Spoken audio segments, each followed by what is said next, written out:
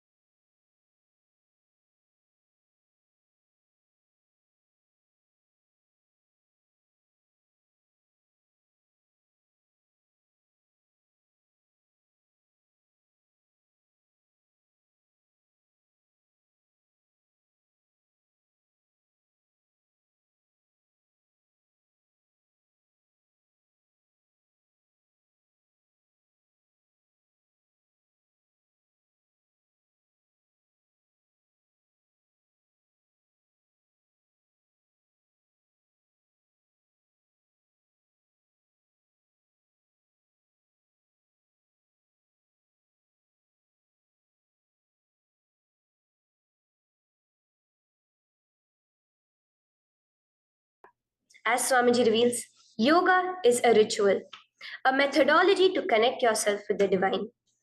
As every ritual in Hinduism goes, we cleanse the three elements of our body, of the world, and of the ultimate with the Tattva Chamanam.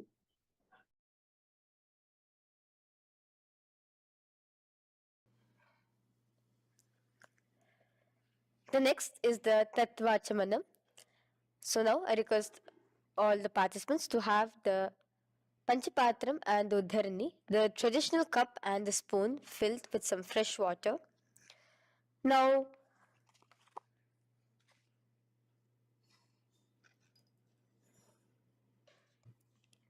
now, keeping your right hand in the shape of a cow's ear, the Gokarna Mudra, pour an Uddharani of water from the Panchapatram and chanting each of the following mantras internally, drink the water that flows through the base of the palm.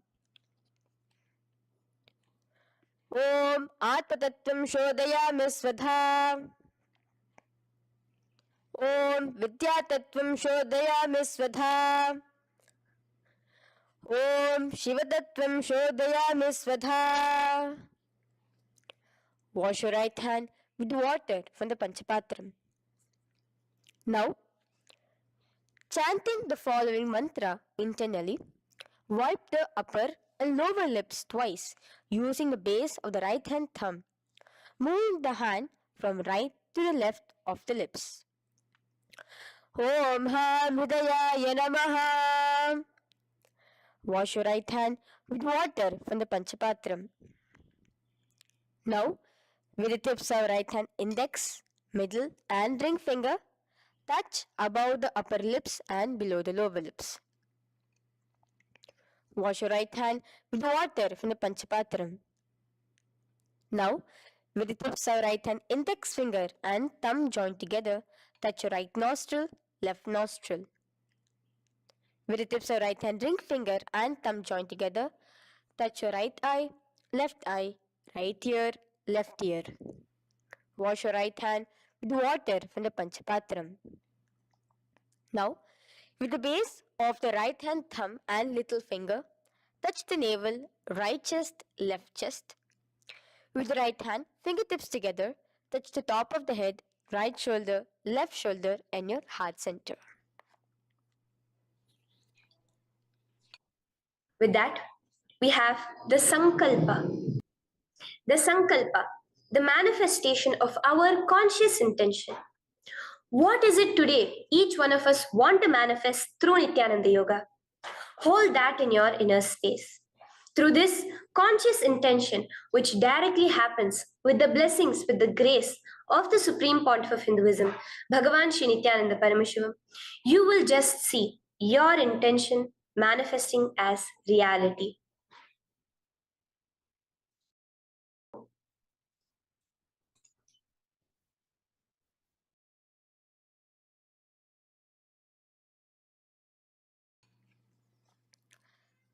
The next is the Sankalpa, the conscious resolution. So now I request all participants now to, with your right hand, cover your left palm, which is the Sankalpa Mudra, and keep both the hands on the right thigh. Continue to keep this mudra till the end of the Sankalpa. Om Mamopata Samasta Duritakshayaddvara Bhagavat Shri Nityananda Paramashiva Prityartham Shri Nityanandeshwari Paramashiva Shakti Sameta Shri Nityanandeshwara Paramashiva Prityartham Cha Shubhe Shobhane Muhurte Adhya Brahmanah Dvitiya Paradhe Shri Shvetavaraha Kalpe Vaivashvatamanmantare Ashtavimshaditame Nityayuge Prathame Pade Jambudvipe Bharatavarše Bharatakhande Meroho Dakshine Pashve Shakhabde अस्मिन् वर्तमाने व्यवहारिके प्रभवादीनां षष्ट्याः संवत्सराणां मध्ये शुभनाम संवत्सरे शुभायने शुभऋतौ शुभमासे शुभपक्षे शुभतिथौ शुभवासरयुक्तायां शुभनक्षत्र शुभयोग शुभकरण एवं गुणविशेषण विशिष्टायाम् अस्यां शुभदितौ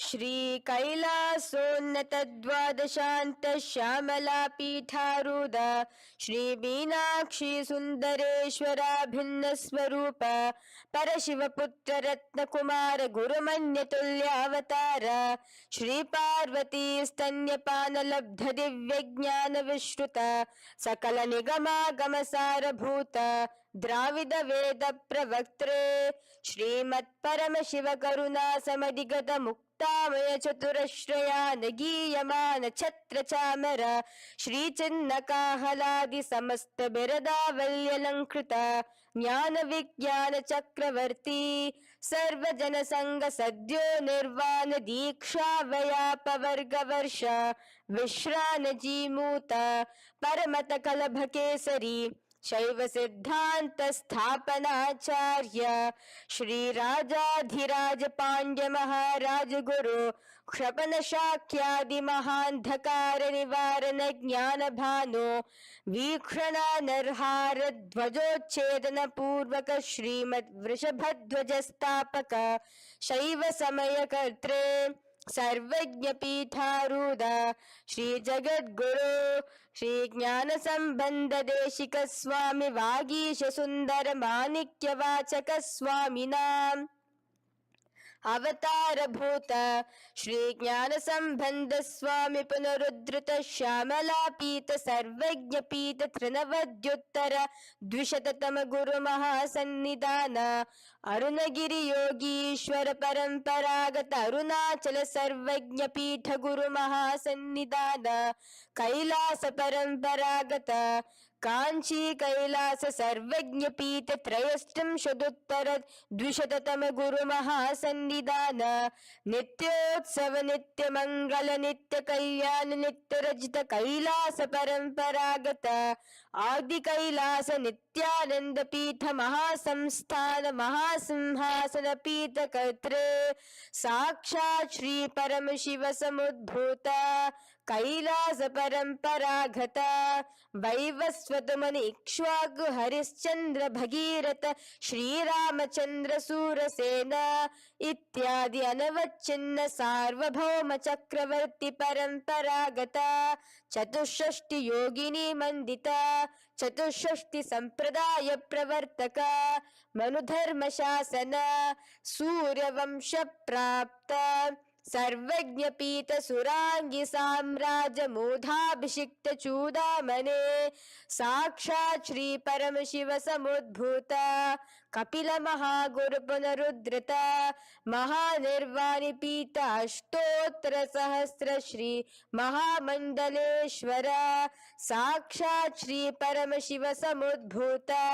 श्री महागणपति समारंभ अनवच्छिन्न पीतादीश्वर गुरु परंपरा प्राप्त अतल पीता अष्टोत्तर सहस्रतम अष्टोत्तर सहस्र श्री अतल पीताधीश्वर धर्म मुक्ति स्वर्गपुर स्वर्ण पीता त्रयोविंश गुरु महासन्निधान कैलास परंपरागत आदिपीठ सर्वज्ञ पीठ जगद्गुरु श्री कैलास पुनरुद्धारक श्री कैलास परमाचार्य श्रीमत् परमहंस परिव्राजकाचार्य वर्य सच्चिदानंद प्रणव स्वरूप श्रोत्रिय ब्रह्मनिष्ठ श्रीमद् जगद्गुरु श्रील श्री भगवत श्री नित्यानंद परम शिव श्री ज्ञान संबंध देशिक परमाचार्य स्वामिनां प्रीत्यर्थम तेषां पादारविन्दयोः भक्ति सिद्ध्यर्थम गुरु कृपा कटाक्ष सिद्ध्यर्थम क्षेम स्थैर्य वीर विजय आयुरारोग्य ऐश्वर्यानां अभिवृद्ध्यर्थम धर्मार्थ काम मोक्ष चतुर्विध फल पुरुषार्थ सिद्ध्यर्थम समस्त दुरितोपशांत्यर्थम समस्त मंगलावाप्यर्थम भगवत श्री नित्यानंद परम शिव प्रसादेन सकुटुंबस्य ज्ञान वैराग्य जीवन मुक्ति प्राप्त्यर्थम भगवत श्री नित्यानंद परम शिव कृपा कटाक्षेण पूर्ण आरोग्य युक्त दृढ़गात्र यौगिक शरीर सिद्ध्यर्थम परम शिव शक्ति आविष्करणार्थम नित्यानंद योगाभ्यासं करिष्ये. Now wash your right hand with water from the Panchapatram. Om Apaupasprisya. Now, let's get started with the asanas. Okay? Sit first in a cross-legged position on the ground in Sukhasana.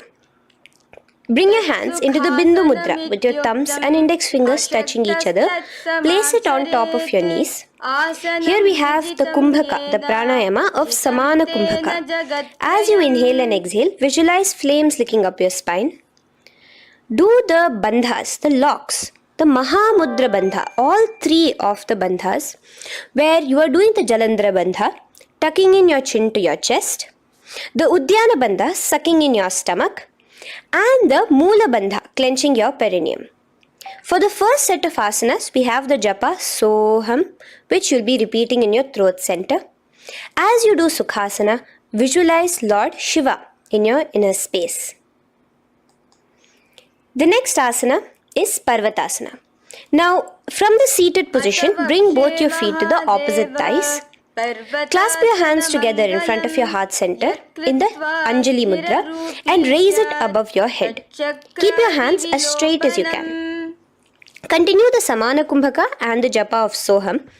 Remain with all the three bandhas, the chin to your chest in Jalandhara Bandha, the stomach tucked in Udyana Bandha, and the clenched perineum in Moola Bandha.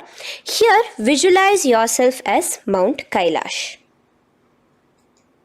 The next asana is Hali Pavasana. Now slowly bring your feet together in front of your body as you stretch it out a little further away. Now bring your hands behind your back and clasp the left hand by your right. Lean forward, placing your forehead on the ground as you continue to engage all the three bandhas. Here, gaze at your nose. Visualize Swamiji, the supreme pontiff of Hinduism, in your inner space. Now, in a similar position from Hali Pavasana, just release your hands, slightly get up and bring your hands in front of your body. Place them on the ground, cupping your hands, making a hollow in Nagi Pavasana. Visualize yourself as a snake, gazing at your nose. Continue the japa, the pranayama, and all three bandhas engaged. Now, raise up. This is Kokilasana. Hold your big toes with your index and middle finger in the Prana Mudra. Stretch your legs straight out and upwards. Cross it into Padmasana. Bring it to your opposite thighs. Lean forward and down onto your elbows. Again, tuck your chin into your chest, suck in your stomach and clench the perineum in the Mahamudra Bandha. Visualize yourself as a bird in Kokilasana. The next is Neti Asana. Now, raise up again. Bring one ankle to the top of the opposite knee. Hold the elbows with your hands. Hold the respective elbows with the opposite hands. Again, engage all the three bandhas and rotate your arms in a circular motion. Keep the spine completely straight and gaze towards your nose. Visualize Swamiji, the supreme pontiff of Hinduism, in your inner space. Next is Gajasana. Press your hands onto the ground. You can bring your feet a little back as you raise yourself up, your hips up high. Lower your head and then chest, scooping your body forward again and again. Here, engage the Udyana Bandha, where you suck in your stomach along with the Moola Bandha, clenching the perineum. Visualize yourself as an elephant. Gajasana. Now stop the movement slowly. In another dynamic asana, which is Rikshasana, you will start alternatively pressing the heel of one foot onto the ground while lifting the other heel up. Repeat this again and again. The next is Vaishyasana. Now slowly come to a standing position. Stand tall on the tips of just your big toes. Keep your head neck straight line. And bring the middle, index and ring fingers to your heart in the Hridaya Mudra. Continue engaging the Udyana Bandha. Visualize Swamiji in your inner space. Here we have a very interesting movement, which is the Karanas, the dance movements. So the first Karana is Urdhva Janu Karana, which literally means the raised knee. So now stand in the Aramandi position, which is your heels touching together, the toes facing outwards, almost at a 45-degree angle. Bend your knees low and keep both your hands at your chest, elbows parallel to the ground. Twist one knee towards the center of your body. Raise it up, back across the body back to the original position. Simultaneously with the leg movement, follow it with your respective hand, up and across the body. Repeat this alternatively on both sides. Now, in Balalingasana, come back to a standing position straight and interlace your fingers from outside in. This is the Sarva Vashankari Mudra. Hold on to your knee, pulling it up towards your chest. Pull it tight. Continue to keep your spine straight.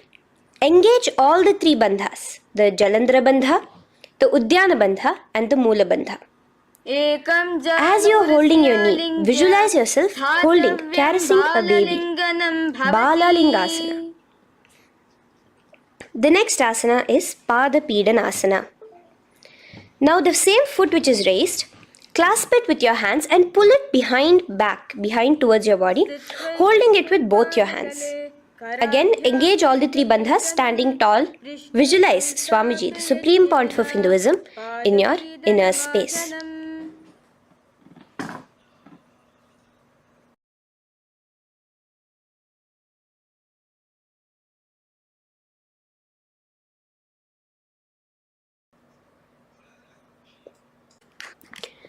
From here, let's enter into Natarajasana. Now, the same foot you're already holding behind your back, twist the same hand of that leg inwards and pull the leg back. Extend the opposite hand forward with the index and thumbs together, again in the Bindu Mudra. Now, pull the foot back and up while leaning forward in Natarajasana. Hold your balance here. Here you will be engaging only the Moola Bandha, visualizing yourself as Lord Nataraja, the Lord of Dance.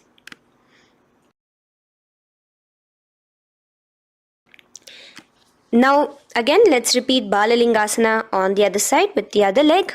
Pull it up towards your chest with the hands in the Sarva Vashankari Mudra. Engage all the three bandhas as you visualize yourself holding and caressing a baby. Now pull your foot back into Pada Pidanasana on the other side.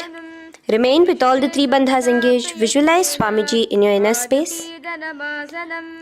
And lean forward. Now, hands stretched in the Bindu Mudra into Natarajasana. Balance there as you visualize yourself as Lord Nataraja. Now, come back to a standing position. Release your leg. Gain your balance. As we enter into the Ardharechita Karana. Now again bring yourself to the Aramandi position, heels together, toes pointed outwards and knees bent.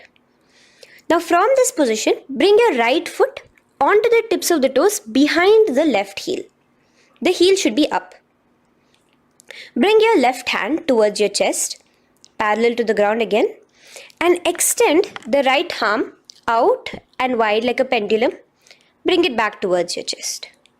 Now while your arm is swinging, remember to move your fingers one by one inwards towards the palm and then outwards. Now place the right hand over the nose. Uncross your ankles. Let's do this on the other side also. Cross the left ankle behind and stretch the left hand out like a pendulum.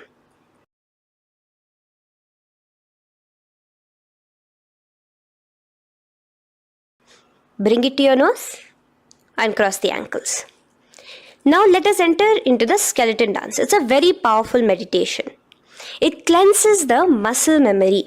Any patterns which are there within your muscle memory can be completely wiped out through this skeleton dance.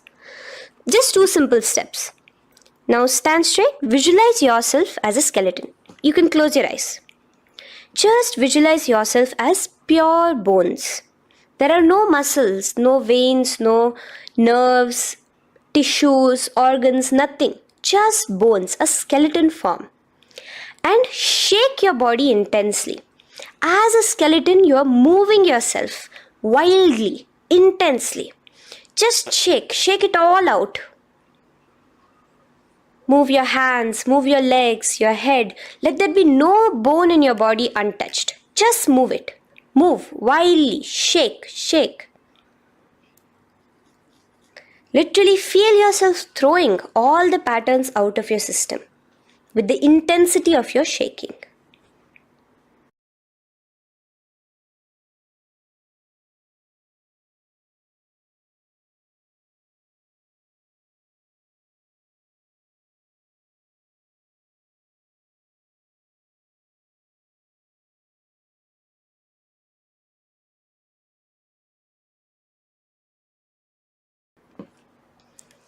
Now slowly calm down.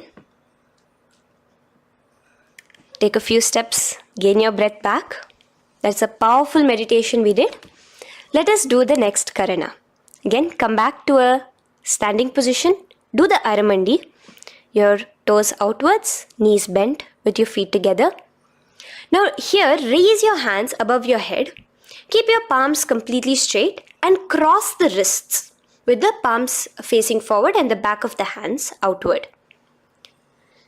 Now from the crossed wrists, uncross the wrists, spreading your arms out wide while you turn your hip towards the side. Turn by the waist sideways. Bring your hands back over the head and turn on the other side. Repeat this on the other side. Do it again. Let's twist out. Come back to the middle and twist out again. This is the Kati China Karana.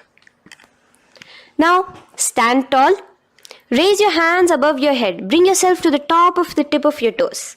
Let your hands face each other parallel to the ears. You're tall, pushing yourself, stretching yourself. Again, engage all the 3 bandhas.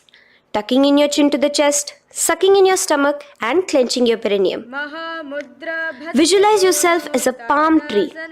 We have the japa changing over here where you will be repeating Shivoham in your throat center. Tadasana. Now, as we enter into Uttanasana, relax and lean forward, bringing your hands on by the ground next to your feet. Keep your palms flat on the ground. Try your best. Engage all the 3 bandhas. Remain with all the 3 bandhas engaged as you visualize Swamiji, the supreme pontiff of Hinduism himself, in your inner space. Now jump your feet back into Tarakshvasana, coming to a plank position. Keep your hands shoulder width apart. Be steady there. Chuck in your chin to your chest in the Jalandhara Bandha as well as engaging the Moola Bandha. Now rotate your head while in the Jalandhara Bandha from shoulder to shoulder, side to side. This is Tarakshvasana. Visualize Swamiji, the supreme pontiff of Hinduism, in your inner space. Yes. Now lay flat onto the ground in Bhujangasana. Lower your entire body down. Now point your toes backwards. Keep your hands by the side of your chest and push yourself off the ground. Remember to use the strength of your lower back to hold yourself up. Open your mouth wide. Inhale through the hollow of your throat and exhale through your nose. This is the Bhujangani Mudra. In Bhujangasana, you will visualize yourself as a cobra. Now come back into a plank position. So you can tuck in your toes and come back into a plank position. In Shashasana, alternate bringing one knee towards your chest, back and forth. So you'll bring one knee front, push it back and bring the other knee. Repeat this again and again. Do the Sahaja Kumbhaka. Simple breathing in, breathing out. Engage the Mula Bandha, clenching your perineum. Visualize Swamiji, the supreme pontiff of Hinduism. Okay, now place your legs back into the plank position as we enter into Rathasana. Again, bring one foot between your hands and alternate jumping one foot back and bringing the other foot forward simultaneously. Again and again. Continue the Sahaja Kumbhaka and the Mula Bandha engaged as you visualize yourself as a chariot, a Ratha, in Rathasana. Now, into Virabhadrasana. Remain one leg in between your hands. So as you jump, one leg comes between your hands, stop in that position, one leg stretched back, and raise yourself up into a standing position. So the front foot will be pointing forwards and bent at a 90-degree angle. The knee will be bent at a 90-degree angle. The other leg, which is extended back, the foot will be pointed sideways at a 45-degree angle. Now raise your palms, hands up, parallel beside your ears. Do the Uddiyana Bandha along with the Mula Bandha, pulling in your stomach in. Gaze towards your third eye as you visualize yourself as Lord Virabhadra. Now relax down, switch your legs around and let us do Virabhadrasana on the other side. Stretch your hands up, gaze towards your third eye, suck in your stomach in the Uddiyana Bandha and visualize yourself as Lord Virabhadra. Okay, bring your feet together now. Let us move into Vrikshasana. Now stand tall, gain your balance here slowly. Bring one foot towards the inner thigh. Bring your palms together, raise them up above your head in the Anjali Mudra. Keep your elbows as straight as you can. Again, continue the Uddiyana Bandha, sucking in your stomach. Gaze forward, hold your balance, visualize yourself as a tree, the stability of a tree in Vrikshasana. Now, slowly bring your hands down. Now the foot which is in your inner thigh, bring it towards the opposite, to the root of the opposite thigh. Bring your hands in the Namaskar Mudra in front of your heart center together and visualize yourself here as Lord Garuda, just engaging the Mula Bandha alone here. This is Garudasana. Now let us repeat Vrikshasana on the other side. Slowly put your foot down. Bring the other foot to the inner thigh. Raise your hands above your head. Suck in your stomach in the Uddiyana Bandha and visualize yourself as a tree. Let's repeat Garudasana on the other side. Slowly bring the foot to the opposite thigh and lower your hands to be in front of your heart center. Release the Uddiyana Bandha, just engaging the Mula Bandha, clenching your perineum. Visualize yourself as Lord Garuda, the eagle vehicle of Lord Mahavishnu. Okay, bring both your feet to the ground now and spread them far apart from each other. Now keep one leg toes pointing forward and the other set of toes pointing sideways. Straighten your arms out parallel towards the ground. Bring your front arm down towards the front foot, beside your foot, while the other arm extends towards the sky. Visualize yourself as a triangle in Trikonasana. Now raise up and let's repeat Trikonasana on the other side. Switch the position of your legs around and go forward. The other arm raised towards the sky. Visualize yourself as a triangle. Now come back to a standing position. Bring your feet together. We are having another karana, the Nikuttaka karana. Bring yourself to the Aramandi position. Feet together, knees out wide. Here now bring your hands towards your chest, but keep both your palms parallel towards each other. Bring your right foot onto the toes with the heels up. And simultaneously bringing the right hand towards the top. Now drop the right foot, simultaneously lifting the left foot onto the toes, and switch the hands position. Now the left hand is on the top and the right hand is on the bottom. Repeat, and let us do this repeatedly. Okay, relax now, come back to a straight position and sit down onto your toes. Sit on your heels with your toes on the ground, knees raised up off the ground, together in front of you in Angushtasana. Bring your hands together in the Namaskara Mudra in front of your heart center. We have a very interesting pranayama over here, which is the Bhramari Kumbhaka, where you will be subtly buzzing like a bee as you do this asana. The japa we will be entering into is Sadashivoham. In Angushtasana, engage the Mula Bandha as you visualize Swamiji, the Supreme Pontiff of Hinduism, in your inner space. Now in the same position, slowly bring your hands to the ground. Balance yourself as you stretch one foot forward, sitting on the heel of one foot and the other foot stretched forward, toes pointed upwards.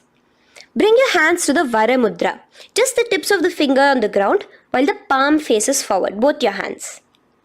Continue to engage the Mula Bandha, clenching the perineum as you visualize Swamiji, the Supreme Pontiff of Hinduism, in your inner space. Now, the leg is stretched forward, right? Stretch the same hand, the respective hand forward and clasp onto the big toe of that foot in the Prana Mudra with your index and middle fingers. The other hand, bring it to the back of the respective heel in Vidhunanasana as you visualize Swamiji in your inner space.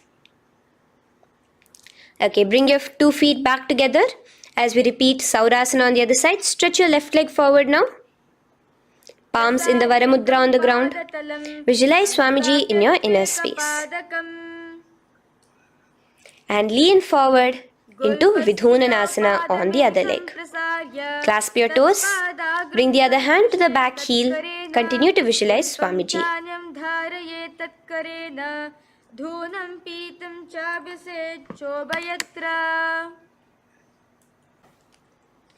Now bring your 2 feet back together as you continue to sit on the heels, getting a nice toe workout here.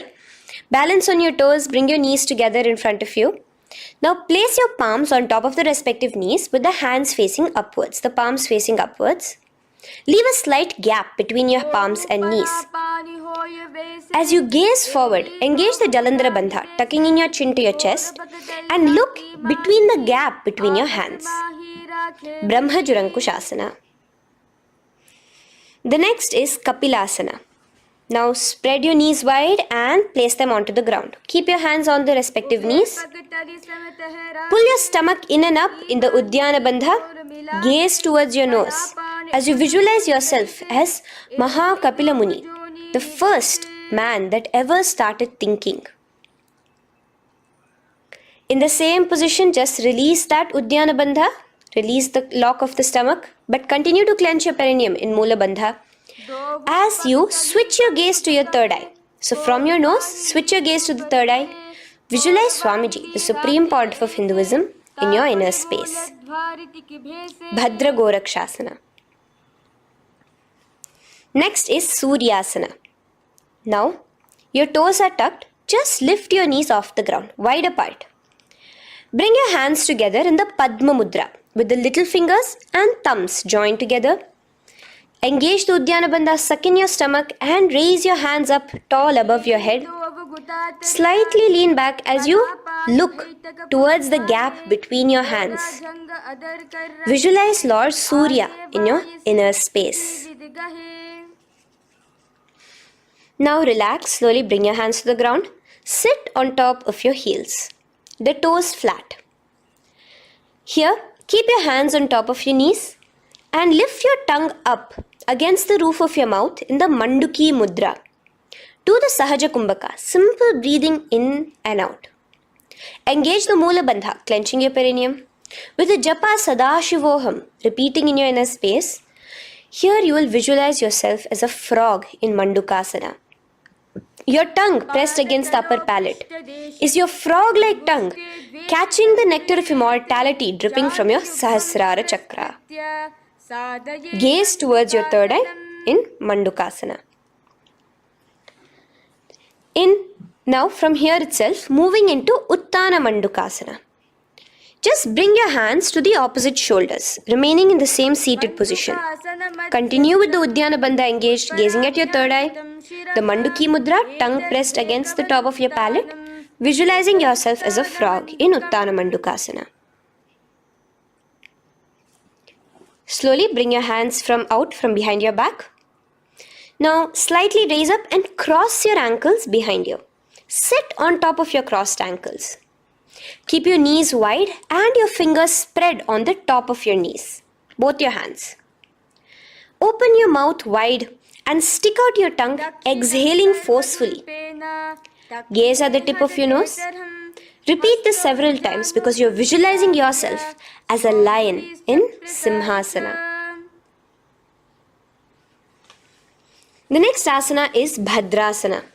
Now you can release yourself and uncross your ankles. Just keep your toes crossed behind you. Again, sit on top of your heels, keeping your knees wide apart.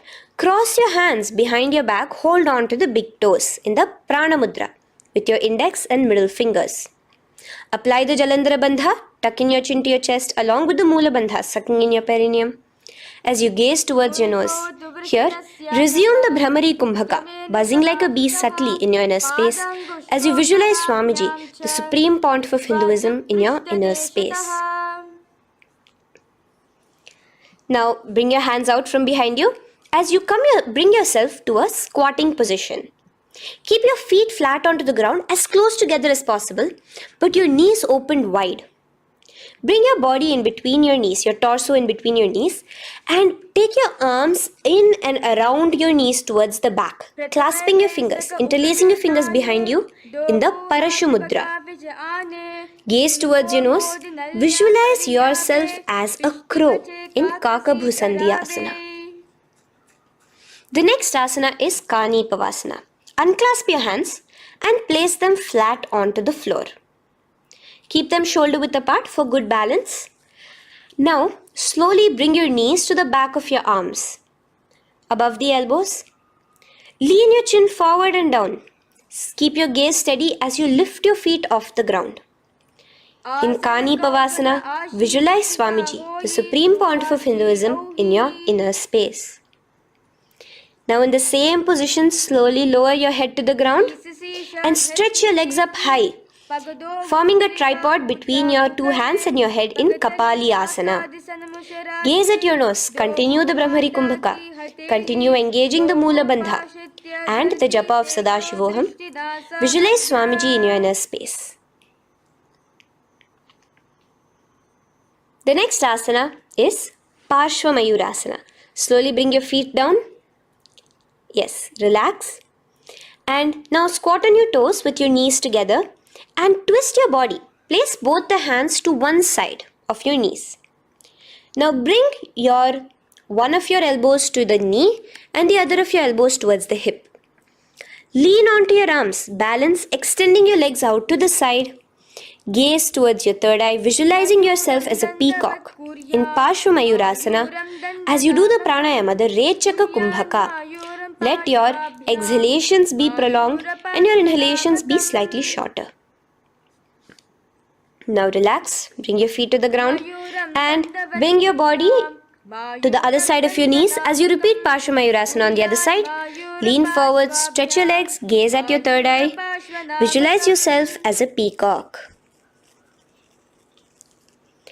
Now let's do Bhairaganathasana. Now come again to a plank position. Place your hands down, stretch your legs back and bring one foot around your shoulder to be placed in between both your palms. Gaze at your third eye. Just engage the Mula Bandha, clenching your perineum. Here, this is Bhairaganatha. Visualize yourself as Lord Kala Bhairava. Slowly bring your foot out and bring the other foot in between your palms, remaining in the plank position. Continue to visualize yourself as Lord Kala Bhairava in Bhairaganatha on the other side. The next asana is Unmukha Pithasana. Now, from the same plank position, bring your forearms onto the ground. Be steady as you walk your feet closer towards yourself, forming like a slight mountain. In Unmukha Pithasana, gaze at your third eye. Continue the Rechaka Kumbhaka. Visualize Swamiji in your inner space. The next asana is Vashishtasana. Now, just raise yourself onto one of your hands. So, release your forearms off the ground and raise yourself onto your right arm. And keep your body completely parallel to the ground as you raise your left arm straight above your head. Visualize yourself as Rishi Vashishta as you do the Vashishtasana. Gaze towards the hand on the top. Now slowly bring that hand down. As you switch the hands, bringing your right hand up towards the sky. Balance there, completely straight on your toes. As you visualize yourself as Rishi Vashishta, the Guru of Bhagavan Sri Rama. Now, bring your feet forward into Anjani Asana. So here you will be sitting on your hips with your legs pointed forward and sit on top of your hands. So keep your palms facing upwards and sit on both your palms as you tuck your elbows into your body. Do the Rechaka Kumbhaka, continue the Rechaka Kumbhaka. Engage the Jalandhara Bandha, tucking in your chin to your chest, gaze at your nose, visualize yourself as Lord Hanuman in Anjani Asana. Now, slowly release your hands from under your body as you lean forward into Paschimottanasana. Clasp your respective toes with your index and middle finger. Lean forward and down, bring your elbows to the ground, your forehead towards your knees. Engage all the three bandhas, the Mahamudra Bandha. As you visualize Swamiji, the supreme point of Hinduism in your inner space, with a new japa, Mahasadashivoham, starting here.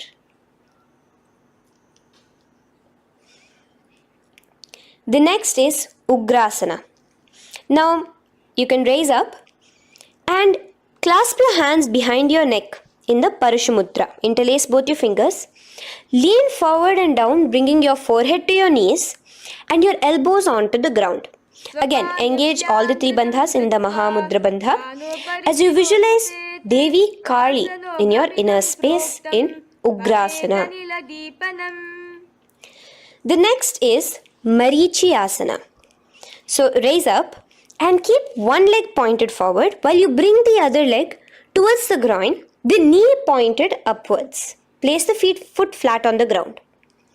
Now lean forward, bring both your hands, wrap your arms around the raised knee, clasping your hands behind the back together.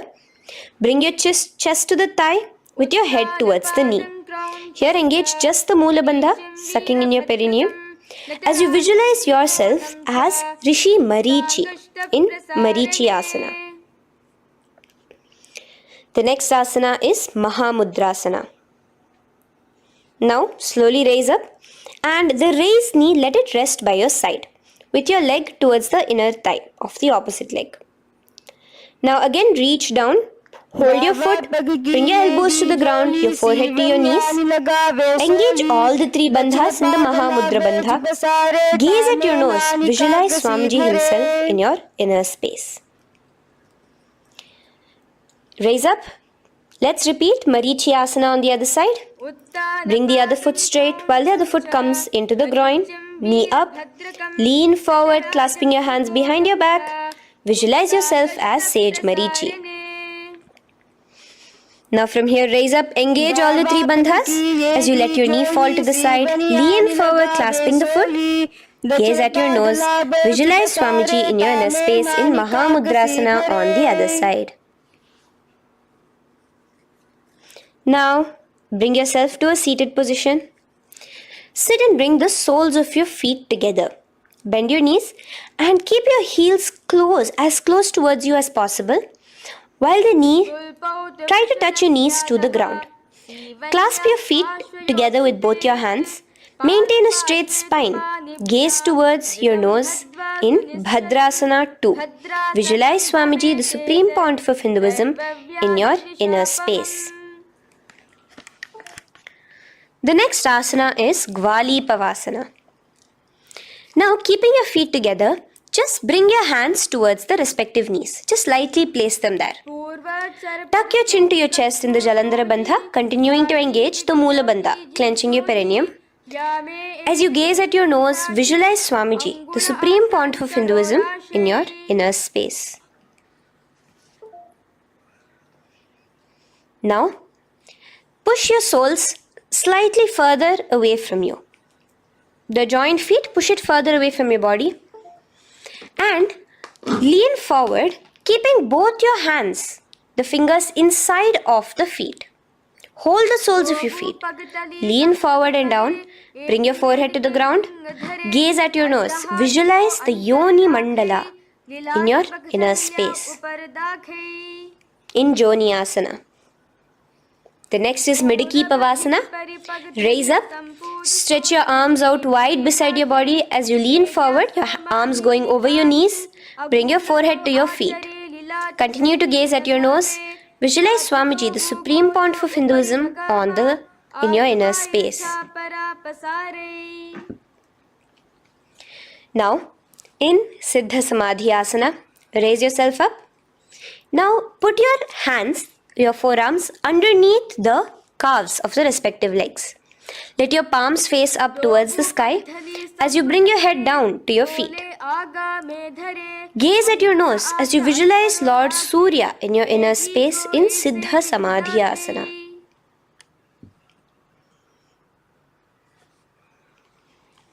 The next asana is Chiniki Pavasana.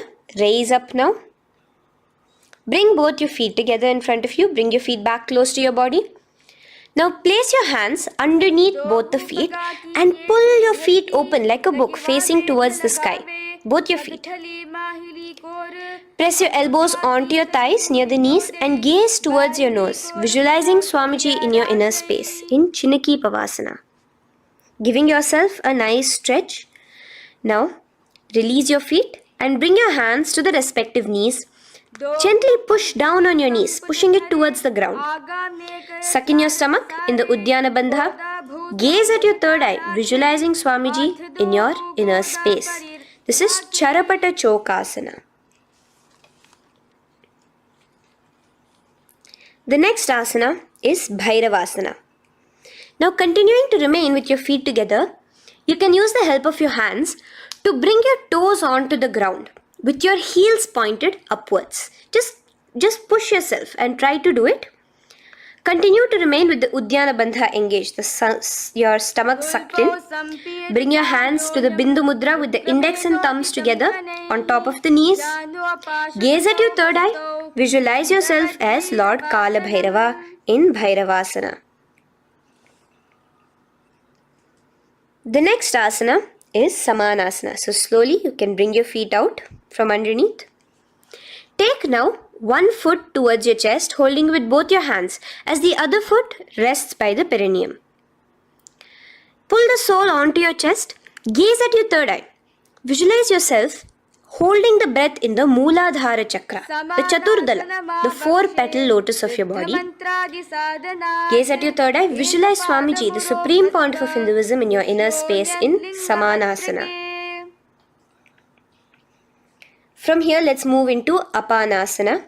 Now, the foot that you have towards your chest, just bring it over your shoulder and place both your palms onto the ground beside you. As you lift the leg by your perineum, stretch it out and lift it up high into the sky in Apanasana. Gaze at your third eye, visualizing Swamiji in your inner space.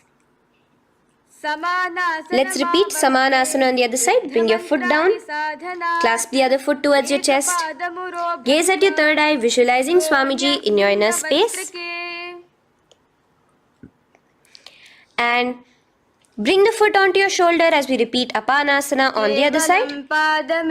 Stretch your leg out straight in front of you, up high towards the sky, gazing at the third eye, visualizing Swamiji in your inner space. Okay, relax slowly. Let's move into Gomukhasana. Now, sitting in a seated position, cross one leg over the other, like over, and align the knees together at the center of your body and the feet by the opposite hips. Place both your hands on top of the stacked knees. Gaze at your nose. Here we have a beautiful pranayama, very cooling pranayama, which is the Sheetkari pranayama, where you will be inhaling through your clenched teeth with your tongue pressed against behind your teeth and exhaling through your nose, creating a hissing sound. The japa will be for the next sequence of asanas. Om Nityanandoham. Visualize the face of a cow in Gomukhasana. Now keep your knees crossed. From the knees, bring your hands towards the respective toes on the side of the body. Clasp the big toe in Pranamudra. Suck in your stomach in the Uddiyana Bandha. Visualize yourself as Rishika Anasuya in Anasuyasana. Now in Anusuyasana 2, just bring your hands behind your back, clasp together, interlaced fingers in the Parashamudra. Lean forward and down. Try to bring your nose to touch the ground in front of you. Just visualize yourself as Rishika Anasuya and gaze at your nose. Anusuyasana 2. Raise yourself up now. Now bring one foot towards the perineum, knee resting on the ground.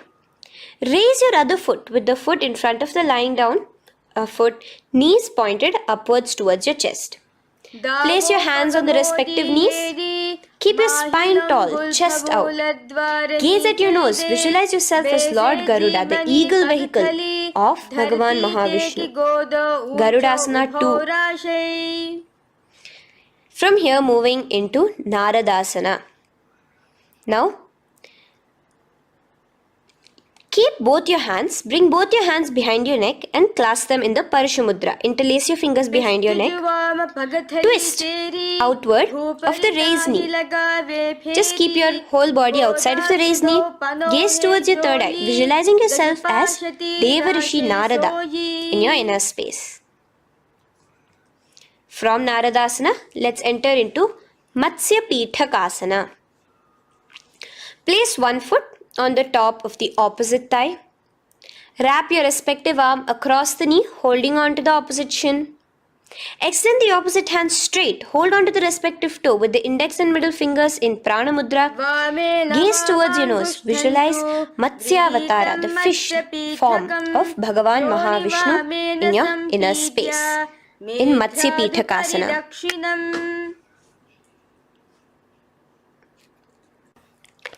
From there, let's repeat the Gomukhasana and the rest of the asanas on the other side too.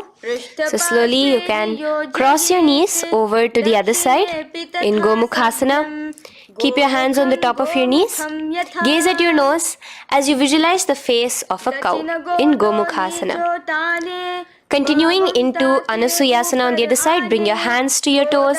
Suck in your stomach in the Uddiyana Bandha. Gaze at your nose, visualize yourself as Rishika Anasuya. And lean forward, bringing your hands behind your back in Anasuyasana 2. Interlace your fingers in the Parashamudra. Continue to gaze at your nose, visualizing yourself as Rishika Anasuya.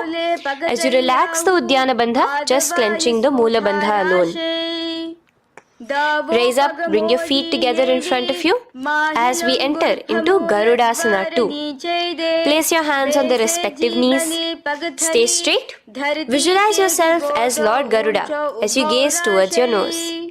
And twist your body out of the raised knee, hands clasped in the Parashamudra behind your neck.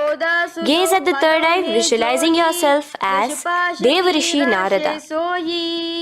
And bring the foot to the opposite thigh as we enter into Matsya Pitakasana on the other side. Clasp your toe in Prana Mudra. Gaze at your nose, visualizing Matsya Avatara, the fish avatar of Lord Vishnu in your inner space. Now let's enter into Matsyendrasana. Remaining in the same position with one foot on the opposite thigh, place the other foot on the ground on the far side of the other thigh. Twist. Bring your elbow outside the raised knee. Keep the raised arm by your neck. Turn backwards. Gaze towards your third eye, the other hand straight out. Visualize Matsyendranatha, the great Rishi and master of Hatha Yoga in your inner space. Just switch your hands around. Straighten the hand that was originally bent and bend the other hand towards your neck. As we enter into Kubhasana, visualize yourself as a camel. Continue to gaze at your third eye. Now, straighten out both your hands straight out in the same position. Continue to gaze at your third eye, visualizing Matsyendranatha, the master of Hatha Yoga in your inner space. Now slowly take your foot off from the thigh. As we enter into Matsyendrasana on the other side, bring the other foot to the thigh. Place the other foot on the far side. Twist, bringing your elbows outside of the raised knee, hands on the head. The other hand stretched out back. Twist, gazing at your third eye. Visualize Matsyendranatha in your inner space. Switch the hands around as we enter into Kubhasana on the other side. Remember to visualize yourself as a camel. Now stretch both your hands out in Matsyendrasana 2 on the other side. Visualize Matsyendranatha in your inner space. Now, with one leg on the thigh, bring the other foot too to the opposite thigh in Padmasana. Place your palms on the respective knees. Engage all the three bandhas in the Mahamudra Bandha, tucking your chin to your chest, sucking in your stomach and clenching your perineum.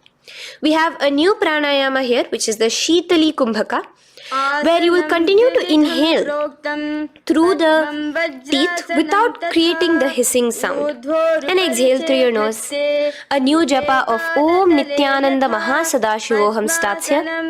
Gaze at your nose in Padmasana, visualizing yourself as Bhagavan Paramashiva.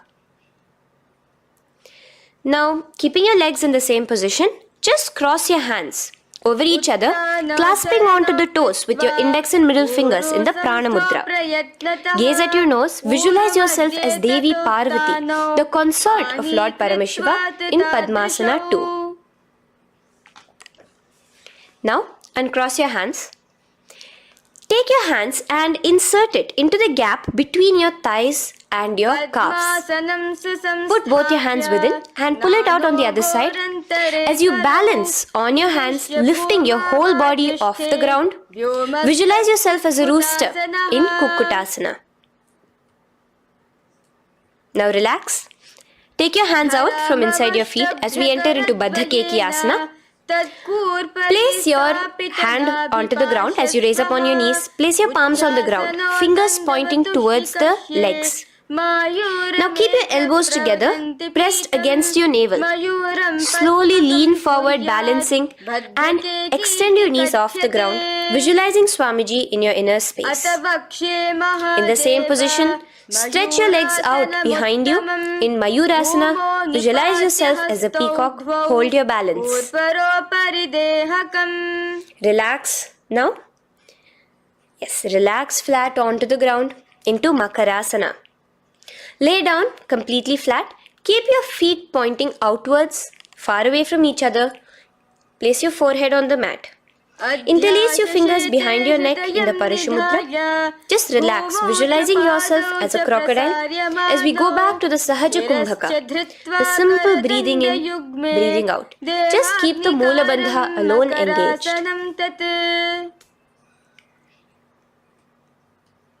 The next asana is Shalabhasana.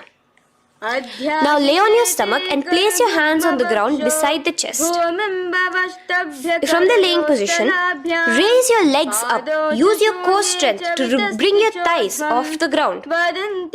Visualizing yourself as a locust in Shalabhasana.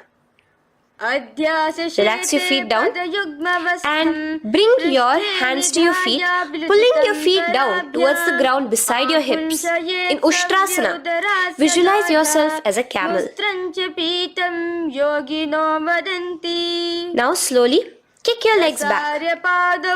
Rise your hand is clasping your feet. Pull your feet towards the sky, lifting your chest and thighs off the ground.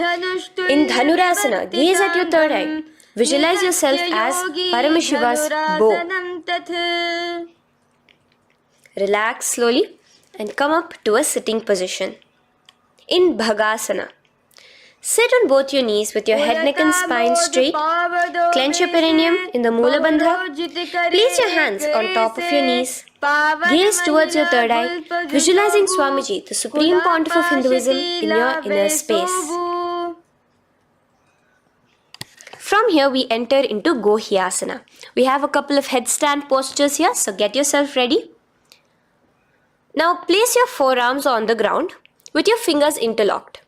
Ensure your elbows are at shoulder width for the best balance. Place the top of your head on the ground, holding your head with your hands. Slowly walk your toes forward until your hips are in a straight line with your shoulders, and just kick your feet up slightly. Make sure not to lose your balance.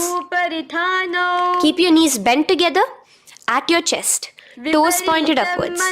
Gaze to your nose, visualizing Swamiji in your inner space.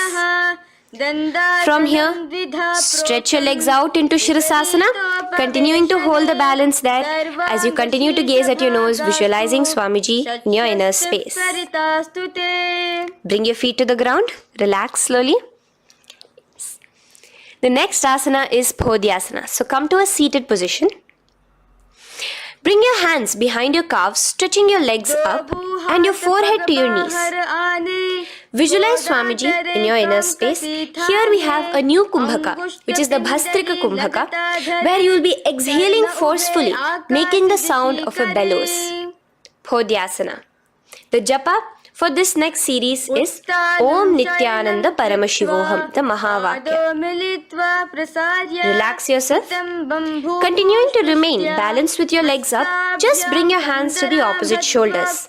In Parighasana, visualize yourself as a mace as you gaze towards your third eye. Now relax. Keep your elbows and palms onto the ground as your legs are raised. Visualize yourself as a boat in Naukasana. Continuing to gaze towards your third eye, remember to continue the Bhastrika Kumbhaka. Forceful exhalation. Now, continuing to keep your balance, just bring your hands to your feet and scoop your hands underneath the heels, pull it towards the chest. Keep your spine upright, gaze towards your nose. Visualize yourself as Lord Rudra in Rudrasana, the most ferocious form of Paramashiva. Now lay on your back, so you can remove your hands from underneath your feet and lay on your back. With your feet flat on the ground, knees pointed upwards. Now place your palms down. Just let your fingers touch the back of your heel. Do not clasp your feet. Lift your hips up high, pressing the feet onto the ground. Chin tucked to the chest in the Jalandhara Bandha automatically. Gaze at your nose, visualizing Swamiji in Unmukha Pithasana 2. Now lay onto the ground in Shavasana. Just lay completely flat, with your palms facing upwards by the side of your body. Just unclutch from any movement happening within you. Visualize your body is dead. The Supreme Pontiff of Hinduism, Swamiji, is just liberating you. Just let your awareness, your energy completely pervade your body in the Shakti Chalan Mudra as you continue to vibrate with the Mahavakya.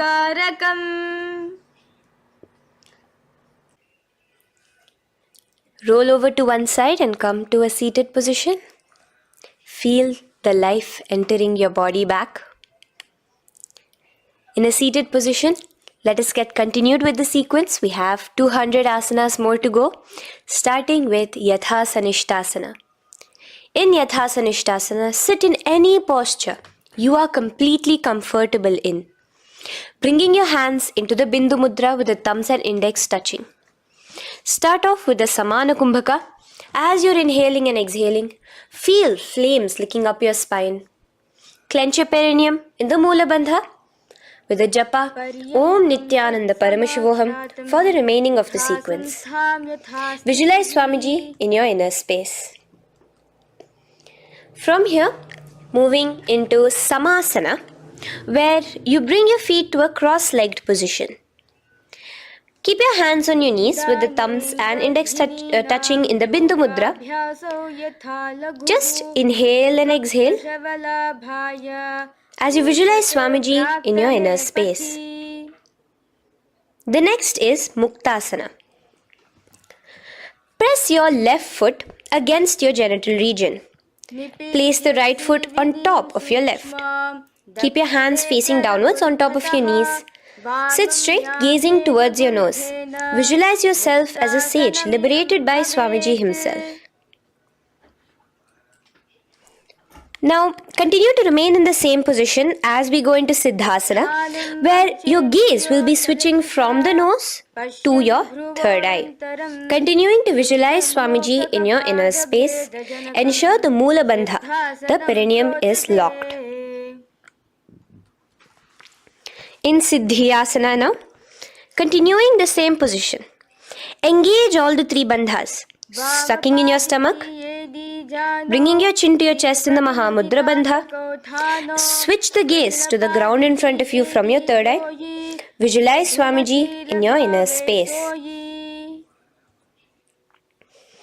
Now, relax the Udyana Bandha and Jalandhara Bandha. Just keep the Moola Bandha, the perineum, alone clenched as we enter Rudrasana 2, where your legs will remain in the same position, just your hands alone, from resting on your knees, will turn around to the Bindu Mudra, the thumbs and index touching.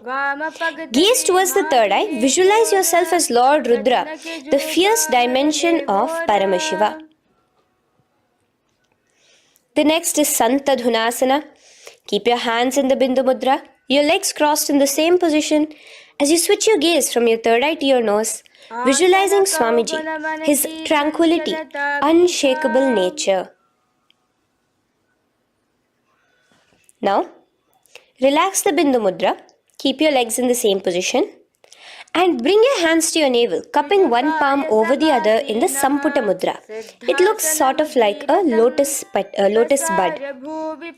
Continue to visualize Swamiji in your inner space in Siddhasana 2. The next asana is Bandha Yoni Asana. Maintaining one heel over the other in the same position of the legs, bring your hands to your face in the Shanmukhi Mudra. So just listen carefully now. Bring your little fingers beneath the bottom lip of both hands. Your ring fingers above your upper lip. Your middle fingers closing your nose, your nostrils. Your index finger covering your eyes. And your thumbs pressed into your ears. This is Bandha Yoni Asana, visualizing Swamiji in your inner space.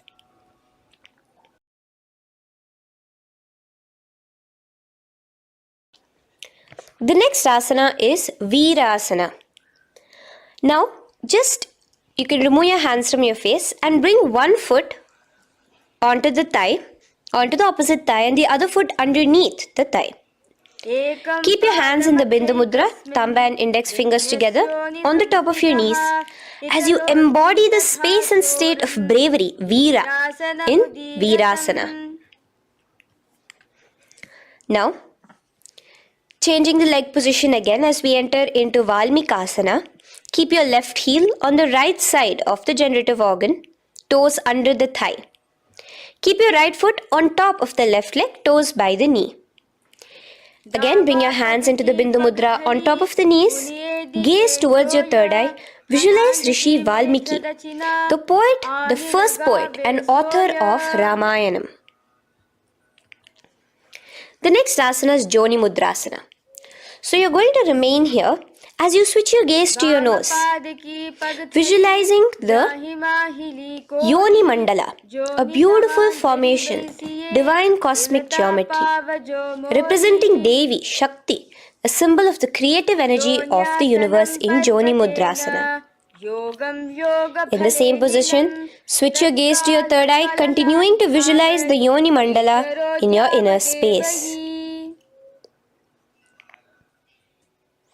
Now, let's move into Bhadrasana 3. So bring your feet, the soles of your feet together, uncross them and bring them together in front of your body. Hold it with both your hands, pulling it against you. Push your knees down towards the ground. As you gaze at your nose, suck your stomach in the Udyana Bandha. Visualize Lord Veerabhadra in your inner space. Bhadrasana 3. In the same position, we are entering into Aghorasana, where your left hand will rest on top of the left knee, while your right hand comes towards your face. Now, do the Khechari Mudra, where you are bringing your tongue towards the upper palate, gazing towards your third eye. Now, with your right hand, cover your mouth, close the left nostril with your index finger, inhale through the right nostril. Close both the nostrils, hold your breath, and exhale through the left nostril in the Abhyantara Kumbhaka. Repeat this on the other side. Visualize yourself as an Aghori, completely dedicated to Paramashiva in Aghorasana. The next asana is Kaneri Pavasana. So you can distance your feet a little away from your body. As you lean forward, place your elbows onto the soles of your feet and rest your chin on your palms. Gaze at your nose, suck your stomach in Udyana Bandha. Here, continuing with the Rechaka Kumbhaka, where your exhalations are prolonged than your inhalations, visualizing yourself as a female elephant drinking water in Kaneri Pavasana. The next asana is Parasana. So now, come to a seated position, raise yourself up and keep your knees raised. Bring your hands underneath your knees, between your calves and thighs, and clasp them together. Interlace your fingers in the Parashamudra in front of your navel. Lift your feet off the mat. Visualize Swamiji, the supreme point of Hinduism, in your inner space as you gaze at your nose in Parasana. The next asana we'll be moving into is Gopi Chandasana. Now take your hands out from in between the feet as you let your feet rest on the ground. Take your hands out from underneath your calves. Interlace your fingers around the feet with the soles of the feet together and raise it up towards your chest. Rest your knee on top of your feet. Gaze at your nose. Embody the state and space of a king in Gopi Chandasana. The next asana is Udarasana. So now just quickly release your legs, bring your hands underneath your calves and hold on to your feet again from inside out. Both your feet together.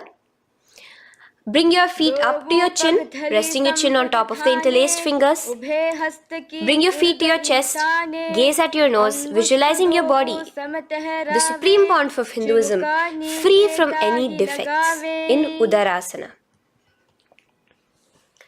Now, in the same position, just lift your legs up towards your head.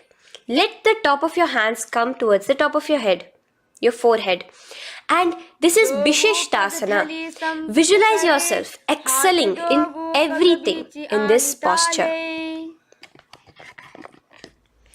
Now, slowly relax. Keep your hands underneath your shins as you take your hands up to the shoulder, pulling your hand and interlacing your fingers behind your neck. In Bhujasana, visualize yourself as a cobra. The next asana is Kalyanasana. So in the same seated posture, bring your hands around from behind your neck, remove them and put them around your back, interlacing the fingers behind you. Gaze at your nose. Visualize yourself as a beautiful, auspicious goddess in Kalyanasana.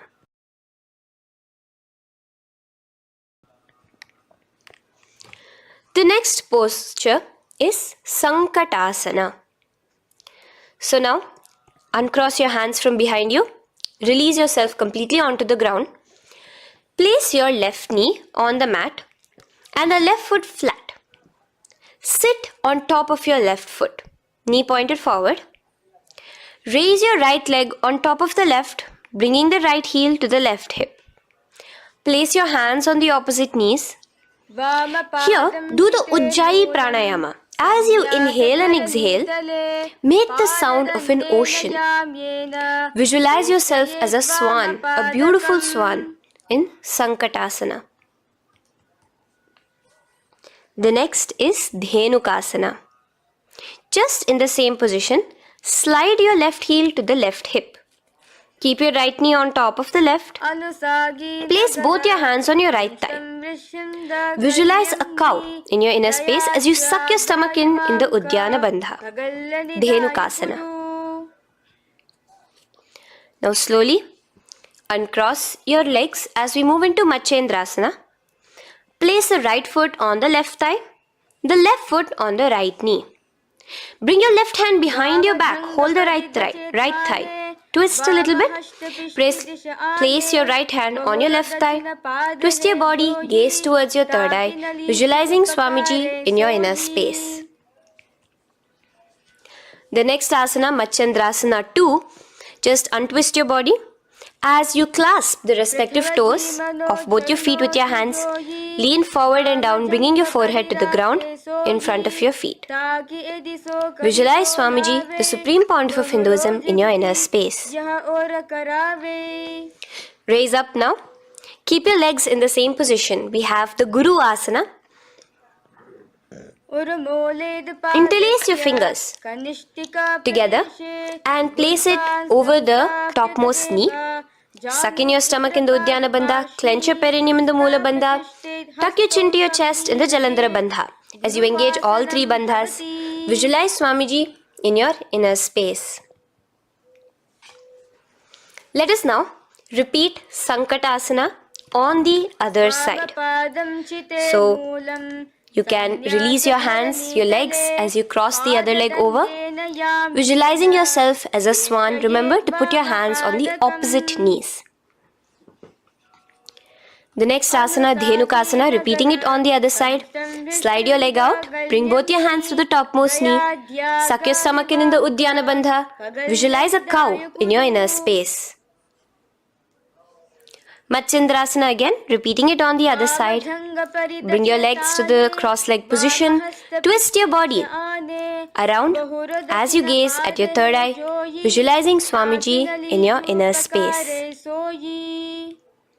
Untwist as we enter into Matsyendrasana 2 on the other side. Hold on to your feet, bring your forehead to the ground, continuing to visualize Swamiji in your inner space. Slowly raise up and let us do Guru Asana on the other side. Engage all the three bandhas in the Mahamudra Bandha. Interlace your fingers, place it on top of your knee. Continue to visualize Swamiji, the Supreme Pontiff of Hinduism, as we do Guru Asana. Now, slowly uncross your feet and place them flat on the ground, knees towards the chest in Pashasana.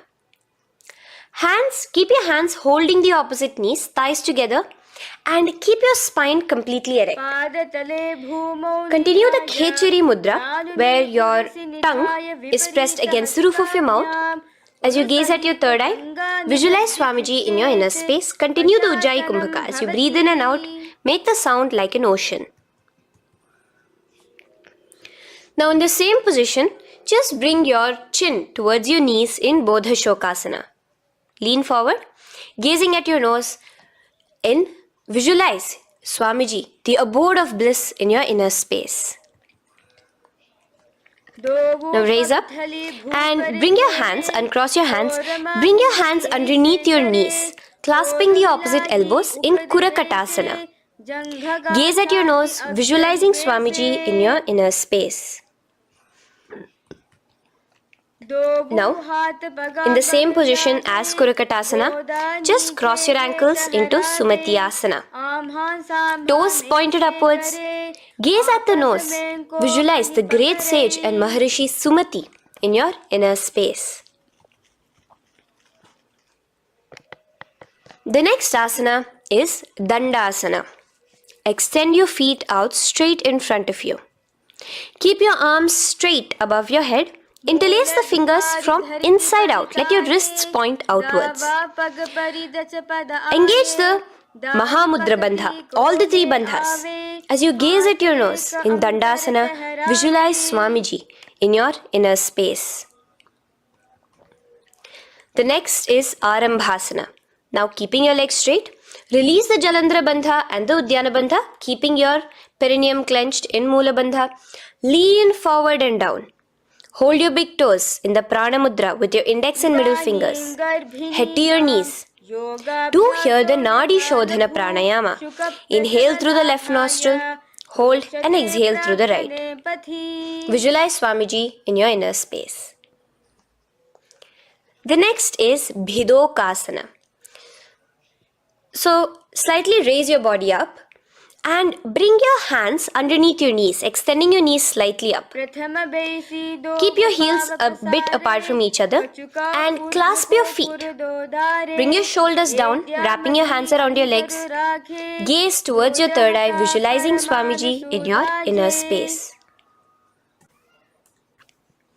So from here, let's enter into Jalandhari Pavasana. So you can actually remain in the same position with your hands underneath your calves and just bring the soles of your feet together. You might want to bring your body closer. Place your head on top of your feet with the palms facing upwards on the ground. Gaze at your nose. Visualize Swamiji in your inner space. Now slowly bring your hands out from underneath and come to a seated position. Stretch your legs out as we enter into Urdhva Paschimottanasana. Here we have a new Kumbhaka, the Pratyahara Kumbhaka, where you will feel your breath coming from your Mooladhara Chakra up to the Brahmarandra above the Sahasrara. This is the Pratyahara Kumbhaka. In Urdhva Paschimottanasana, extend your legs out, lift one foot behind your neck and lean forward and down towards your foot, visualizing Swamiji in your inner space. Now, slowly, keeping your leg behind your neck, lay onto your back as we enter into Anantasana. Hold the foot from the top of the opposite hand. Visualize yourself as infinite, endless, eternal. Gaze at your nose in Anantasana. Just now, in the same position, roll onto your elbow of the hand holding the foot. Gaze at your nose, feeling in complete control like Swamiji in Ankushasana. Slowly remove the leg from behind your neck. Take a moment to stretch, relax. Lay on your back. Bring your knees towards your chest. Bring your hands around, encircling the thighs and the calves with your arms. Roll to the left and right in Drishasana, visualizing Swamiji in your inner space. The next asana is Urdhva Paschimottanasana. On the other side, let us repeat it. Raise up to a sitting position and bring the other foot behind your neck. Lean forward and down, clasping your foot. Repeating Anantasana on the other side, lay on your back, bring the opposite hand to the foot, gaze at your nose, and continuing to gaze at your nose, roll onto the elbow as we repeat Ankushasana on the other side. Now, you can release your foot and try to remain in the same position without removing the leg from behind your neck as you bring the other leg too to cross behind your neck with both your legs behind your head. Laying on your back, bring both your hands to clasp behind your back. Gaze to your nose, visualizing Swamiji in your inner space in Yoga Nidrasana. As we enter into Atmaramasana, in the same position you can uncross your hands from behind your back. Bring it up, continuing to keep it underneath the legs. Just clasp it behind your neck. So you can bring your legs out from behind your neck. Just let your hands interlace behind your neck, gazing to your nose, visualizing the Atma Rama, Bhagavan Mahavishnu within you as your soul blessing you, as you gaze at your nose in Atma Ramasana. Now, you can release your hands and legs. Continue to lay on your back as we enter into Kochikasana. Bring your knees to your chest with the soles facing upwards.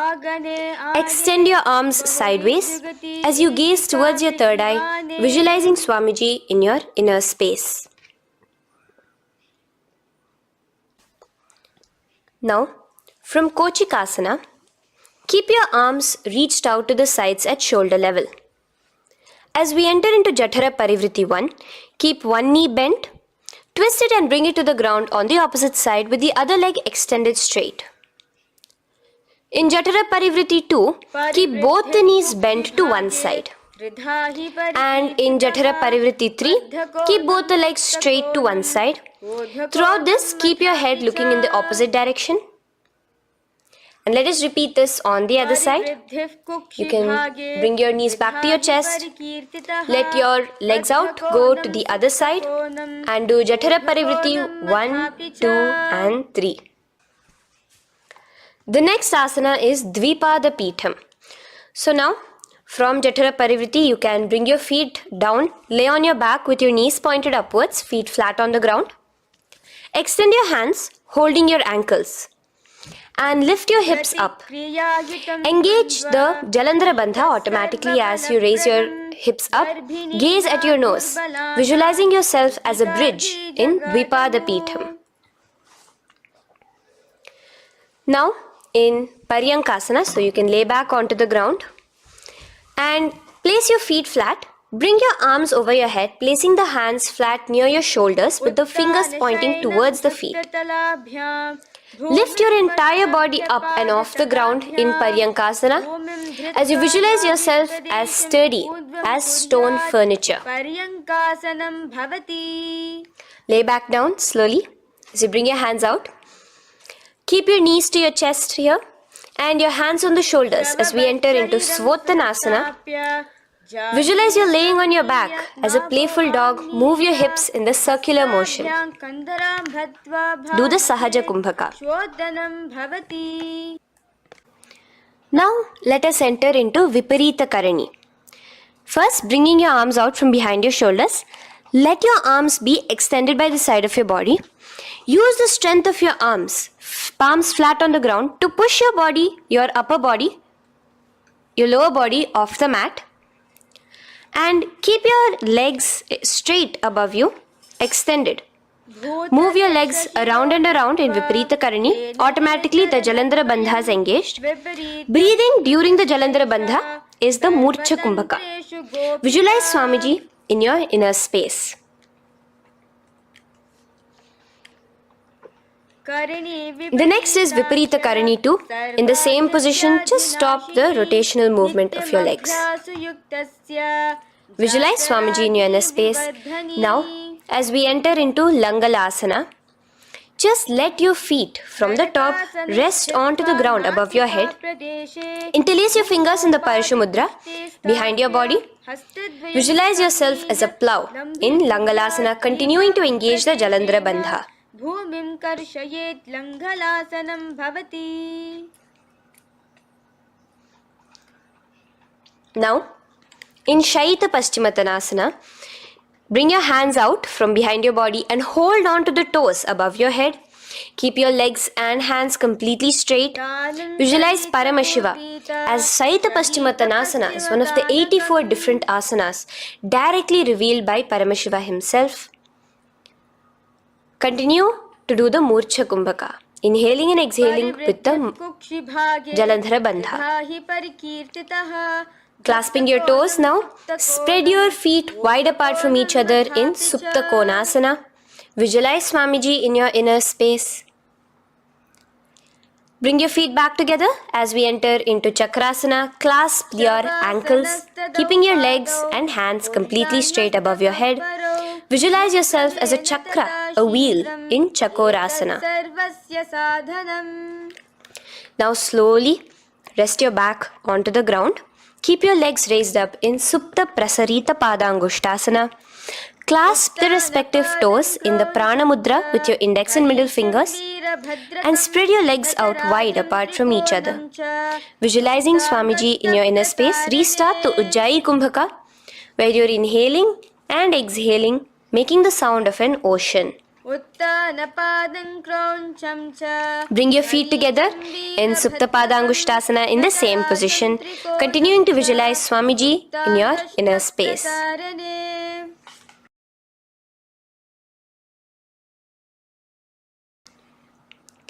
Now, bring your feet, release your feet and bring them into Padmasana.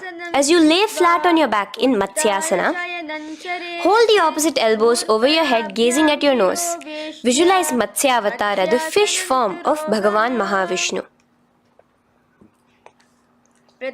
Now in the same position, put one hand over the other, extend it straight above your head. As you visualize Lord Rama in your inner space, continue to gaze at your nose. Now, slowly bring your hands to your hips as we enter into Sarvangasana. Lift your hips and legs up into the sky, crossing your legs in Padmasana. Let your hands support you, your elbows on the floor.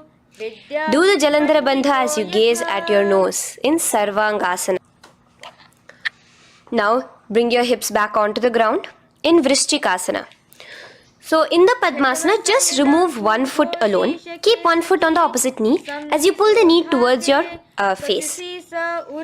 Let your hands stretch out above your head, hooking forward as you raise your upper back off the ground, visualizing yourself as a scorpion in Vrishchikasana, gazing at your third eye. Do the Jalandhara Bandha, tucking in your chin to the chest. Now just switch your legs around as we repeat Vrishchikasana on the other side. Continuing to visualize yourself as a scorpion, gaze at your third eye. The next asana is Vrishapada Kshepasana. So come now to a complete flat position on your mat. Come down to a complete lying down position and interlace your fingers around your neck. Now raise both your feet off the ground. Extend one leg straight and the other knee to the chest in a bicycle motion. Alternate between extending and raising the knee again and again, bringing your opposite elbows to the respective knees. Visualize Swamiji in your inner space. Breathe in and out in the Sahaja. From Vrishapada Kshepasana, now lay flat onto the ground with your hands by your side as we enter into Marottanasana, where you will be lifting your legs one by one, touching the ears with your knees. Visualize Swamiji in your inner space.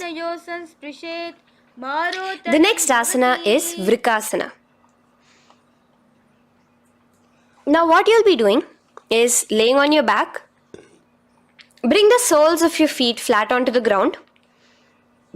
Stand up completely and lay back down. Visualize yourself as a wolf in Vrikasana.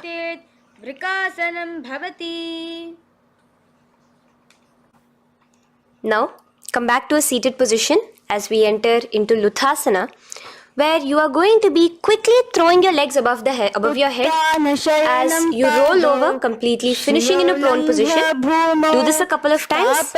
Come forward, roll over. Come forward and roll over again. Visualize Swamiji, the supreme point of Hinduism, in your inner space. Now, take a moment to relax. Lay on your belly with your toes extended in Sarathasana. Keep your hands onto the ground by your shoulders. Now here, contract your lips and make a sound like a flute, whistling while inhaling. Visualize yourself as a ratha, as a chariot carrying warriors into battle for dharma on your back. Now from Sarathasana, let us enter into Dehalyullanghanasana. So place your palms on the ground and bring yourself to a plank position. Jump your leg forward and back between your arms, visualizing Swamiji in your inner space. Jump forward now when your hands And when your legs are between your hands, stand tall. Holding your toes with your hands, walk back and forth. Visualize yourself as a wise 60-year-old elephant in Asana. Now come to a standing position. The next is a beautiful karana, the Lolitika karana. So keep your knees bent, feet pointing outwards again in the Aramandi position. Bend your elbows, keeping your hands at the chest level. Now swiftly move your arms across the body, bringing it back to the center and tilt your head back. Opening your chest up towards the sky, move your head in all the directions. Now stand back straight as we enter into Sarpasana. So stand erect like a rod with your arms by your side, hands touching the thighs. Visualize Devi, Kundalini, raising up and curling upwards around your body in Sarpasana. The next asana is Ushtra Sadanasana. Lean forward and down, standing on top of your palms. Begin to move and walk like a camel, visualizing yourself as a camel. In the same position, continuing to walk around, switch your visualization to visualizing yourself as a horse as you start to walk around like a horse in Ashvasana. Now raise up tall as we enter into Kapota Nitakasana. Interlace your fingers behind the back, pulling them down towards your calves. Open up your chest. Keep your hands in the Parashamudra. Visualize yourself as a soaring bird diving down in Kapota Nitakasana.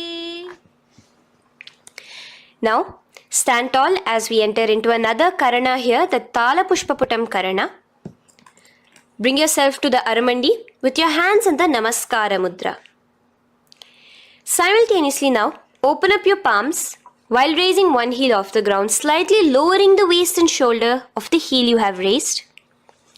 Visualize you're offering a bouquet of flowers to Paramashiva as you come back to a standing position and repeat this on the other side. Let's do this a few times, offering flowers to Paramashiva. Now, come to a standing position. Stand straight and bring your hands together in the Namaskara Mudra. Slightly lean forward. Visualize yourself as a rhinoceros. Your hand is the horn as you gaze at your nose in Khadgasana. The next asana is Utthanotthanam. So come to a standing position and sit down all the way as low as you can to the ground and stand up. Do this again. Sit down, stand up, and again. Sit down, stand up. As you gaze at your nose throughout this. The next asana is Musalasana. Now come back to a standing position. Raise your hands above your head. Tall as you jump up and down repeatedly. Visualize yourself as a mace. Jump here in Musalasana. The next asana is Uchirshaka. So come back to a standing position. Pull the sole of one foot towards your belly. Now with the other leg, sit down and stand up. Release the leg. Pick the other leg up, pull it towards your belly, sit down and stand up in Uchirshaka as you visualize Swamiji in your inner space gazing at your nose. The next is a Karana which we will be entering into, the Parshvajanu Karana. So again, bringing yourself to the Aramandi position, bend and lift one knee towards your chest, pointing the toes downwards. Keep your arm around the knee, holding it with the hand in a fist. Let the other hand hang down on the thigh, wrist twisted, fingers pointing inwards. This is the Parshvajanu Karana. Now slowly release as we enter into Tandavasana. Stretch one leg out straight in front of you as you alternate between sitting and standing. Visualize yourself fiercely dancing as Paramashiva. Raise the foot to the inner thigh of the opposite side. As we enter into Brahmanasana, let your hand be resting by the sides. Keep your standing leg erect like a rod. Visualize yourself being blessed by Lord Brahma. Now, you can bring the left foot around the right knee and rotate it, tucking the left toes on the other side of the right calf. Simultaneously cross your left arm below the right, bring your palms together in the Namaskara Mudra. Visualize yourself as Lord Garuda in Garudasana 3. Now slowly uncross your legs and hands as we enter into Ekapadasana, coming to a standing position. On the right leg, bring your left foot to the opposite thigh with your hands relaxed by the knees. Now take a hold of the raised foot with your hand in the Prana Mudra. Stretch your leg out wide, out to the side, and rotate your body quickly on the standing leg. Visualize yourself as the North Pole star in Dhruvasana. From here now, in the foot which is in your hand, just slowly, once you finish the rotating movement, in Trivikramasana, bring it up towards the back of your neck. Stand as tall as you can and alternate between sitting and standing. Visualize Bhagavan Mahavishnu in your inner space. Now you can take the leg out from behind your neck and stand straight. As we repeat the Parshvajanukarana on the other side, bring your knee up to your chest, clasp your knee in a fist while the other hand comes to the opposite thigh. Hold there for a second and stretch your leg out. In Tandavasana, sit and stand. Visualize yourself fiercely dancing as Paramashiva. Bring the foot to the inner thigh, standing straight like a rod. Get your hands by your sides. Visualize yourself being blessed by Lord Brahma. In Brahmanasana on the other side. Move into Garudasana 3 on the other side as you rotate your leg over, your hand under. Visualize yourself as Lord Garuda. And uncross yourself as we move into Ekapadasana on the other side. Bring your foot to the inner thigh, to the root of the thigh, and stand straight. Clasp your toes, stretch it out as we go into Dhruvasana on the other side. Visualize yourself as a pole star rotating quickly. Come back to a standing position and bring your foot behind your neck. In Trivikramasana, sit and stand. Visualize Vishnu, Bhagavan Mahavishnu in your inner space. Now, stand tall as we do the Samanakha Karana. Stand with your feet close together, toes slightly pointed outwards. Keep both the hands to the side of the body. Take a moment to breathe in and breathe out and relax. Now, slowly relax and from the standing position, slowly bend forward, bringing both your hands underneath your knees. Now, once you have squatted down fully, interlace the fingers together in the Parashamudra. Bring that interlaced fingers in front of your navel. In Ghorakanjali Asana, visualize the great sage Goraknatha, the founder of the Natha Yoga Hindu Sampradaya. As you do the Jivachala Kumbhaka, engage the Moola Bandha. The next asana is Kanchyasana. So now just slowly unwind your hands from each other, from your navel, and now bring your hands from the opposite side inwards underneath your calves and wrap your hands around your back. Hold them together in the Parashamudra. Keep your body, your upper body, upright, visualizing the supreme pontiff of Hinduism in your inner space. The next is Bhairu Asana. So slowly unclench your hands and bring them out from underneath your legs. Keep your feet and knees together and in a squatting position, bring your hands behind your back, clasping them together, remaining in the Parashamudra. As you gaze at your navel center, visualize Bhagavan Kala Bhairava, the Lord of Time, in your inner space. The next asana is Varahasana.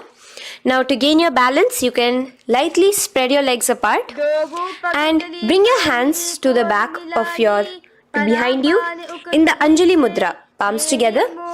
Visualize a boar, one of the 10 incarnations, the Varaha Avatara of Mahavishnu, gazing at your nose. Now slowly relax. Bring your hands out from behind you as we move into Pripithasana. With your hands in the Prana Mudra, with your index and middle fingers, clasp the respective big toes and come to a half squatting position where your hips are at your knee level. Visualize Swamiji in your inner space as you do this asana, Pripithasana. Slowly let go of your feet and place your palms flat on the ground in front of you with the fingers wide for balance. We're going to be balancing here in Bakasana. Place your knees on the back of your arms.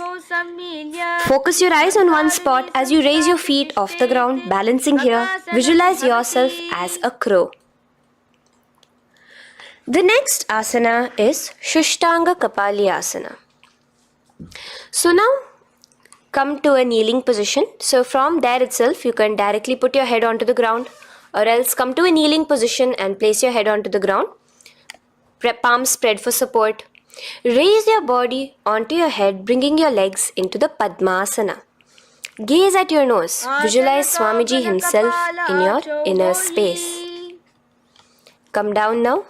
Uncrossing your legs as you come down. Sit onto your knees, keeping the toes flat. Now, let your heels come outside of the hips. Keep your hands on your knees. In Guptasana, sit straight. Keep your gaze on your nose.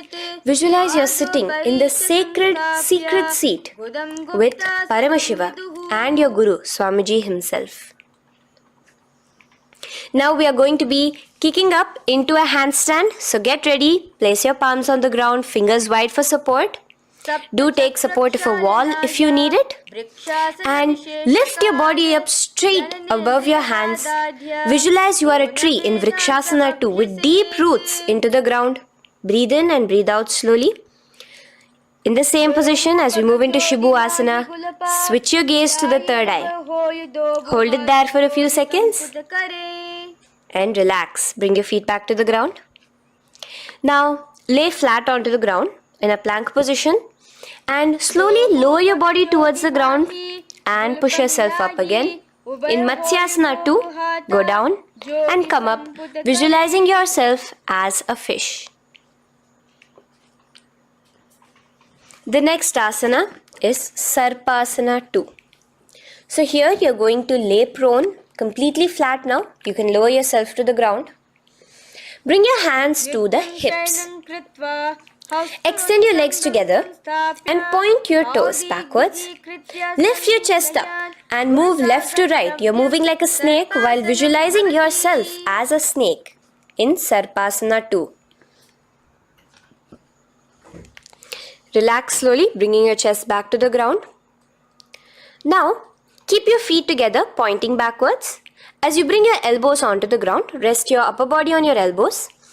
Bring your hands together in the Padma Mudra with your little fingers and thumbs together and rest your chin on your hands. Niralambanasana, where feeling yourself completely supported, knowing that Swamiji is there in your life. Now, slowly relax, place your palms on the ground beside your chest and push yourself up, your hands straight up completely. As you bend your knees, bringing your feet to touch the top of your head. Lean your neck back, touching your head with your tip of your toes. See yourself, visualize yourself as an umbrella, protecting your Guru from the sun's rays in Chhatrasana. Slowly relax, you can bring your feet down. As we move into Vajrasana, just push your body back and sit on top of your knees, with the heels flat on the ground. Now stretch your arms in front of you with the palms facing downwards. Place your forehead on the mat. Visualize you are the weapon of Indra, the Vajra, symbolizing indestructibility as you gaze at your nose. As we enter into Meshasana, raise yourself into the same Gajasana position on your hands and legs with your hips pointed upwards. and alternate striking the ground with the opposite hands. Experience yourself, visualize yourself as a powerful ram as you alternate striking the ground in Meshasana. Now stop striking the ground, bring your palms down again. As we move into Ajasana, kick your legs off the ground and lower your forehead to the mat. Let's do it again. Kick your legs off the mat, lower your forehead to the ground. You are unborn, existing for all of eternity in Ajasana. Now, come to a seated position as we move into Dhanantara Asana. Sit on your heel with your legs together. Pull your toes underneath you as you bring your hands top of the knees. Gaze at your nose, visualize Swamiji in your inner space. Here, do the Ujjayi Pranayama, inhaling and exhaling like an ocean. Dhanantara Asana. From Dhanantara Asana, now interlace your fingers in front of you and then behind you. Stretch your arms towards all the sides, backwards, forwards, giving a massage to the various different joints and muscles in your body. Lean forward, get up again, continuing to visualize Swamiji in your inner space. Relax your hands and now take your respective heels and point them outwards, outside the side of your hips. Keep your hands on your knees, with your thighs and knees resting on the ground, spine straight. Visualize yourself as Lord Garuda in Garudasana 4. You have Mahavishnu and Mahalakshmi on your back as you are flying. The next asana is Ananda Mandirasana. Now you can continue to remain in the same position. You can bring your feet pointing inwards. Use your hands to clasp underneath your ankle. Make sure your knees are spread out wide. Gaze at the third eye. Visualize residing in the blissful space of a temple. You are in a temple in Ananda Mandirasana. Now, as we move into Mandukasana, keep your knees wide and sit on top of your ankles. Your hands underneath your knees. Gaze to your nose. Visualize yourself as a frog. Suck in your stomach in the Uddiyana Bandha and remember to do the Manduki Mudra, your tongue, your frog-like tongue, catching the nectar dripping from the Sahasrara Chakra in Mandukasana 2. Now, as we move into Narasimhasana, tuck your toes in and sit on top of the heels. Place your palms on the ground, spread your fingers wide and spread your knees apart onto the ground too. Gaze towards your nose, stick out your tongue and exhale forcefully, visualizing the Narasimha Avatara, the form of Mahavishnu as a half lion and half man. Now just raise up, bring your hands off the ground. Here we'll be doing a new pranayama, which is the Bhishraka pranayama, as we enter into Bhishrakasana. So continue to keep your knees and feet on the floor. As you bring your hand up to your face, make a hollow of your palms and place it over the mouth. Keep your thumbs under your teeth and close your lips. Gaze to your nose. Inhale through your left nostril, exhaling through the mouth. Gaze at your nose again. Visualize yourself as Devi, presiding over any and all minuscule fears you may have within you.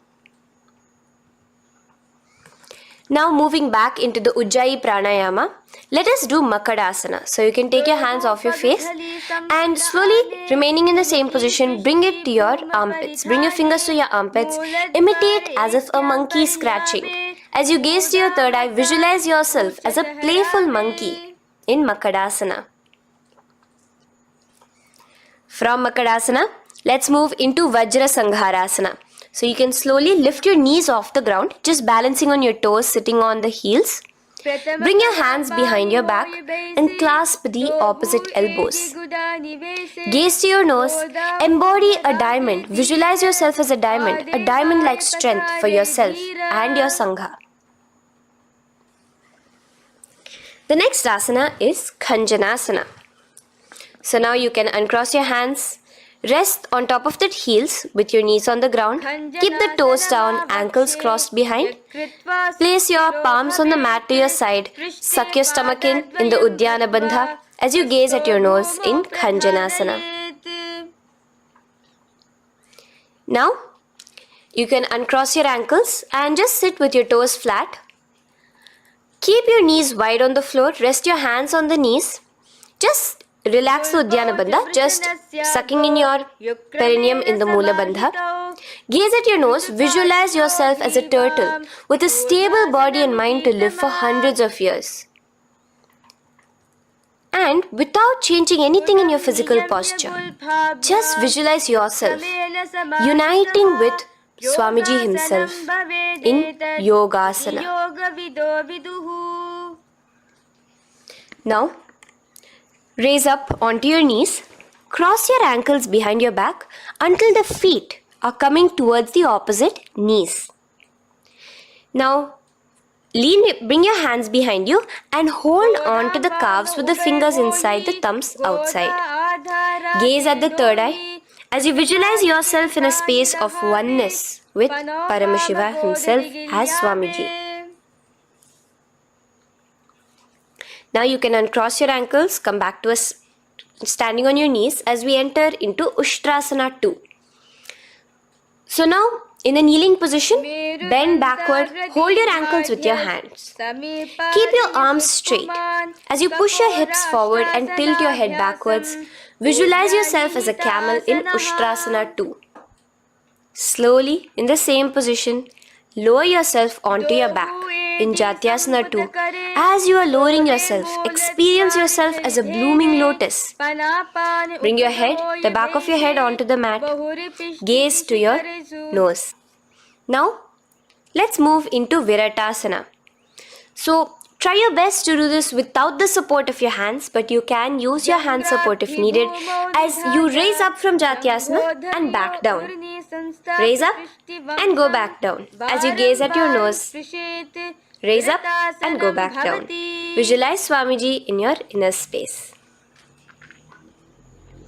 Now from Viratasana, raise your hips up higher, bringing your forearms onto the mat behind you in a short back bend posture. Hold the back of your heels in Kapotasana. Visualize yourself as a beautiful dove, a Kapota, in your inner. As we move on from Kapotasana into Varasana. So stand upright on your knees with the toes tucked. Hold your arms with the opposite hands. Gaze at your nose. This is the boon fulfilling posture. Visualize your boon becoming a reality directly from Paramashiva himself in Varasana.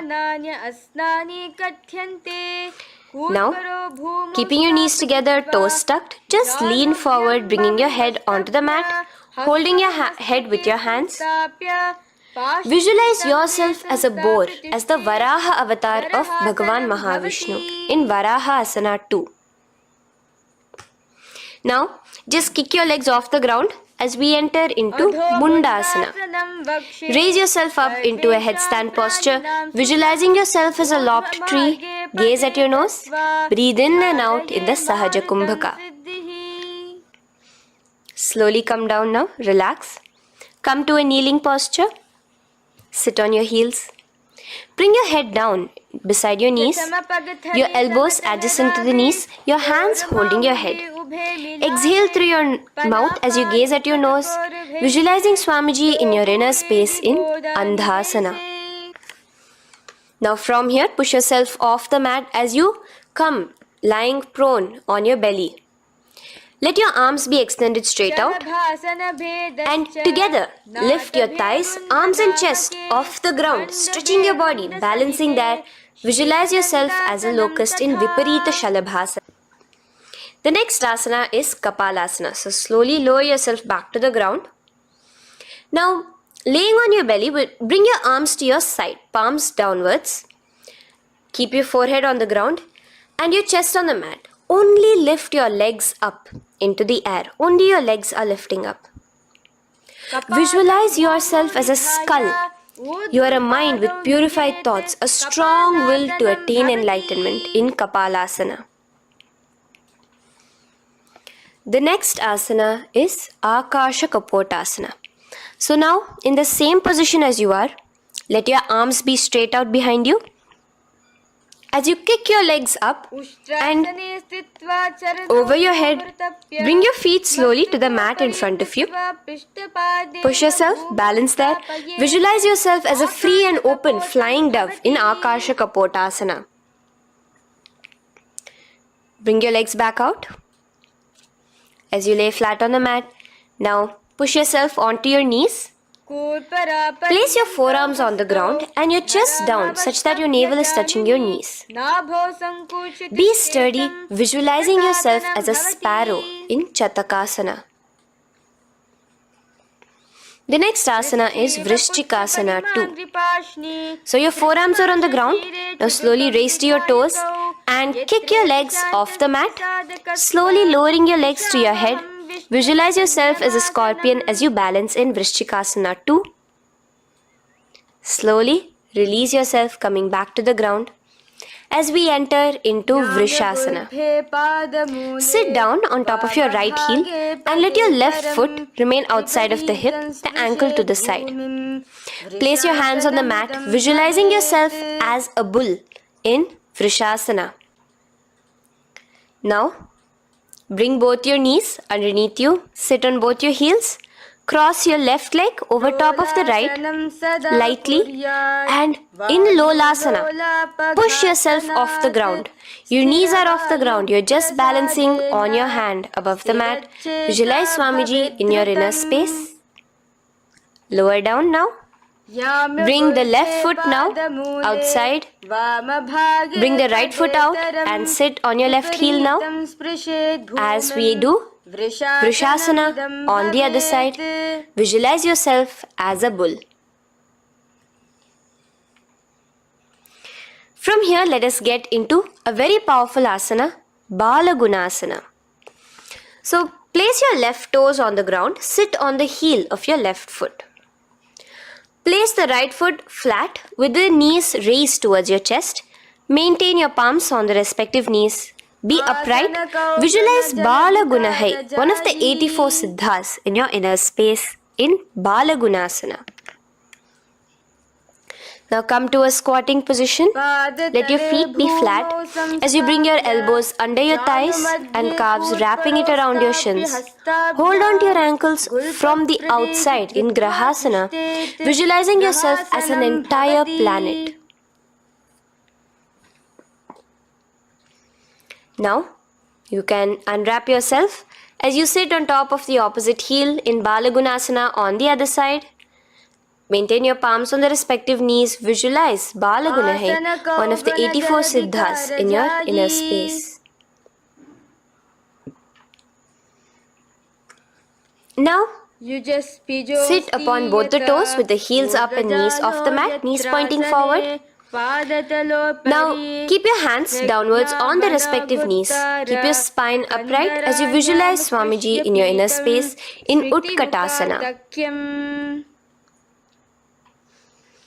The next asana is Vajra Sangharasana. Just spread your knees out wide in Utkatasana. Spread your knees out wide. Clasp the elbows behind your back. Visualize Swamiji in your inner space in Vajra Sangharasana 2. The next asana is Anilasana. Now, sit with your feet hip width apart. Bring your hands under the soles of your feet from inside. Your palms facing downwards. Step onto your hands. Keep your arms straight, elbows together at the navel. Gaze to your nose. Visualize yourself able to consume and live off of air alone in Anilasana. The next is Padukasana. So from Anilasana, you can release your hands. Place the back of your hands on the mat with your fingers facing upwards. With your fingers facing towards your body, palms upwards. Step your feet on top of your hands and wrap your hands around your feet like a shoe. Walk around. Visualize you're wearing padukas, walking across the length and breadth of the world in Padukasana. Now bring your palms onto the ground. Stop moving around as we move into Kukutodana. Kick your feet up into the air and let them fall back down. Let's go up again and come down. Kick up and go down. Visualize yourself as a rooster in Kukutodana. The next is Viparita Nrityasana. So as you're kicking yourself up, you can go up into a complete handstand posture, which is Viparita Nrityasana. Do take support if needed.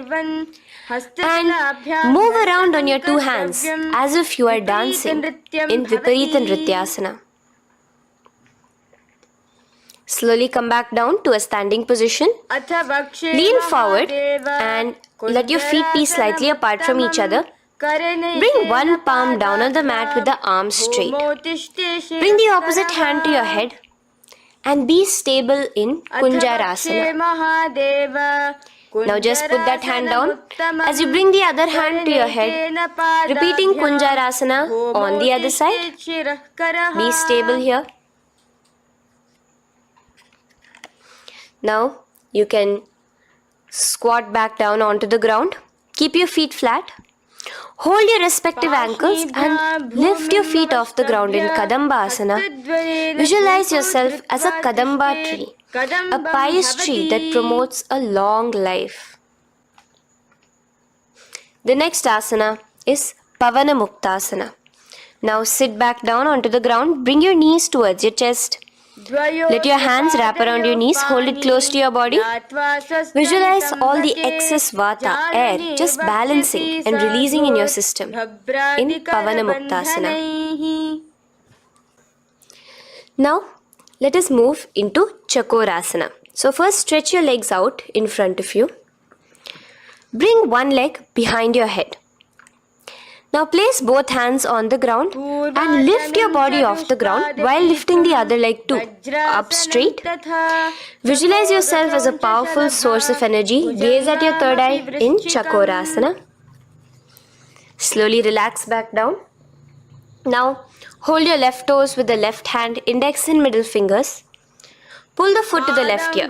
We are entering into Dhanurasana 2. Extend your right leg out, keeping straight. Hold the big toe with your right hand. Visualize yourself as a bow in Dhanurasana 2. The next is Ashtavakrasana. So lift your left leg over top of the left shoulder. After releasing your hands, bring the right foot across and hook it on top of the left foot. Lean forward and down. Keep your palms onto the ground. Extend your legs out to the left. Lift your head up and chest. You're completely balancing only on your hands as you visualize yourself as a flying crane in Ashtavakrasana. Now slowly relax down. From here, bring your right foot to the left thigh and your left foot flat onto the ground. Knees raised up. Have your left shoulder underneath the respective leg and place your hands flat on the ground. Gaze towards your third eye.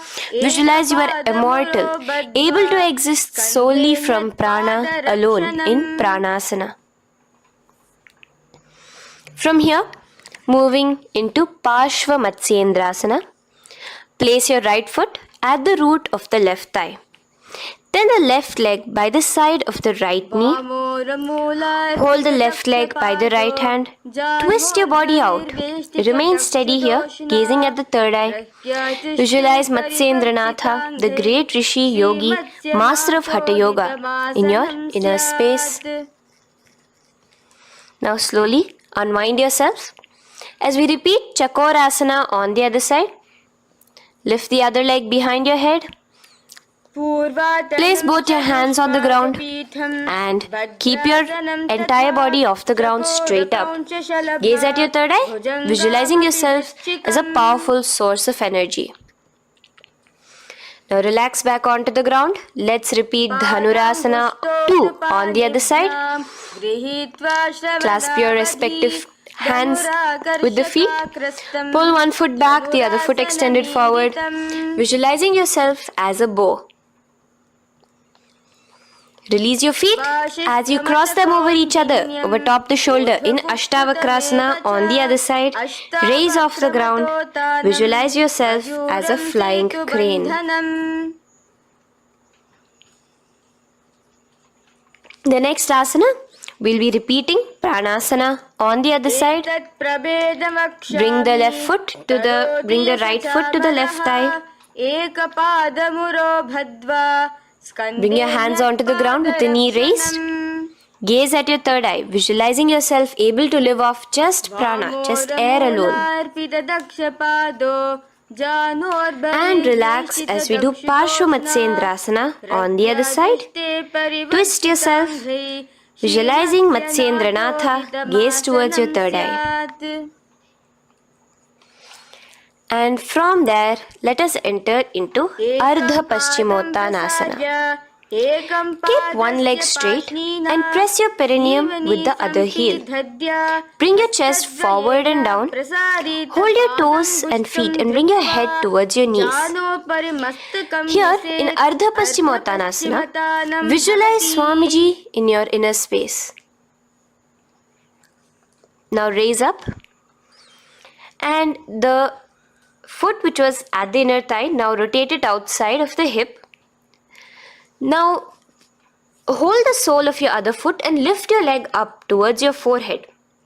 Try to bring your knee to your forehead as you keep your knee straight.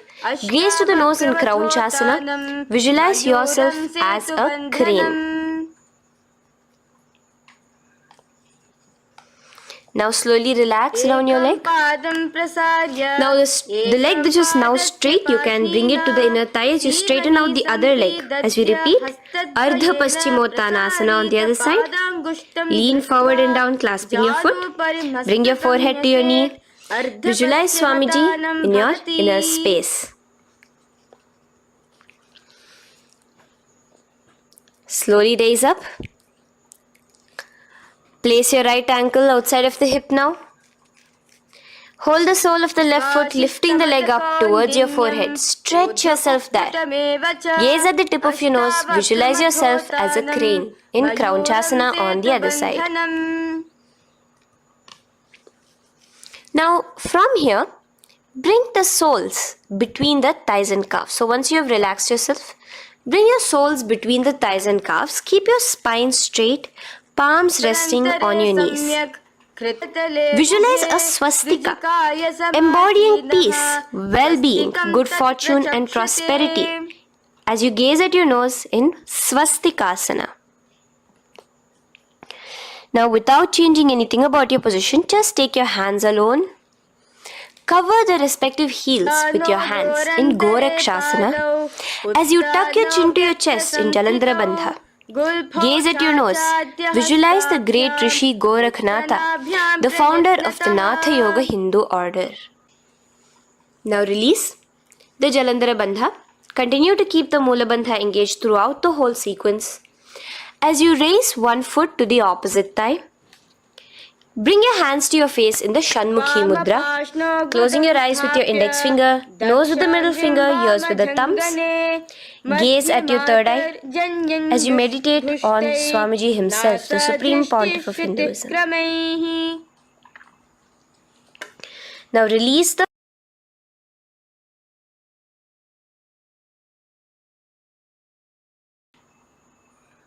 Shanmukhi Mudra. And in Yogasana 2, bring your legs into the Padmasana position over the opposite thighs. Keep your hands flat onto the ground beside your knees with the palms facing upwards. Sit straight, gaze at your nose. Here we'll be starting the Kaka Chanchu Kumbhaka, where your inhalation will be through your tongue wrapped like a pipe, and your exhalation will be through your nose. From Yogasana 2, now keeping your palms beside your body, just switch them around to be flat on the ground and push your entire body off the ground, balancing. Visualize yourself as a rooster in Urdhva Kukkutasana. Now relax down, come back to a seated position on the floor, keeping your legs in Padmasana. Insert your hands through your knees and place them on the mat. Remember, do not lift your body up, just stay seated down there. In Siddha Harituliyasana, gaze to your nose, visualize Swamiji himself in your inner space. From there, let's enter into Hamsasana, where you will actually be pushing yourself off the ground. Lift your thighs up high above your shoulder, above your elbows as much as possible. Gaze to your nose, visualizing yourself as an elegant swan in Hamsasana. Now release yourself. Now, do not take your hands out from between your thighs and calves. Just go onto your knees and reach your hands behind your body with your fingers interlaced in the Mudra. Bring your forehead to the floor as you gaze at your nose. Visualize yourself as Lord Paramashiva's bow in Karmukasana.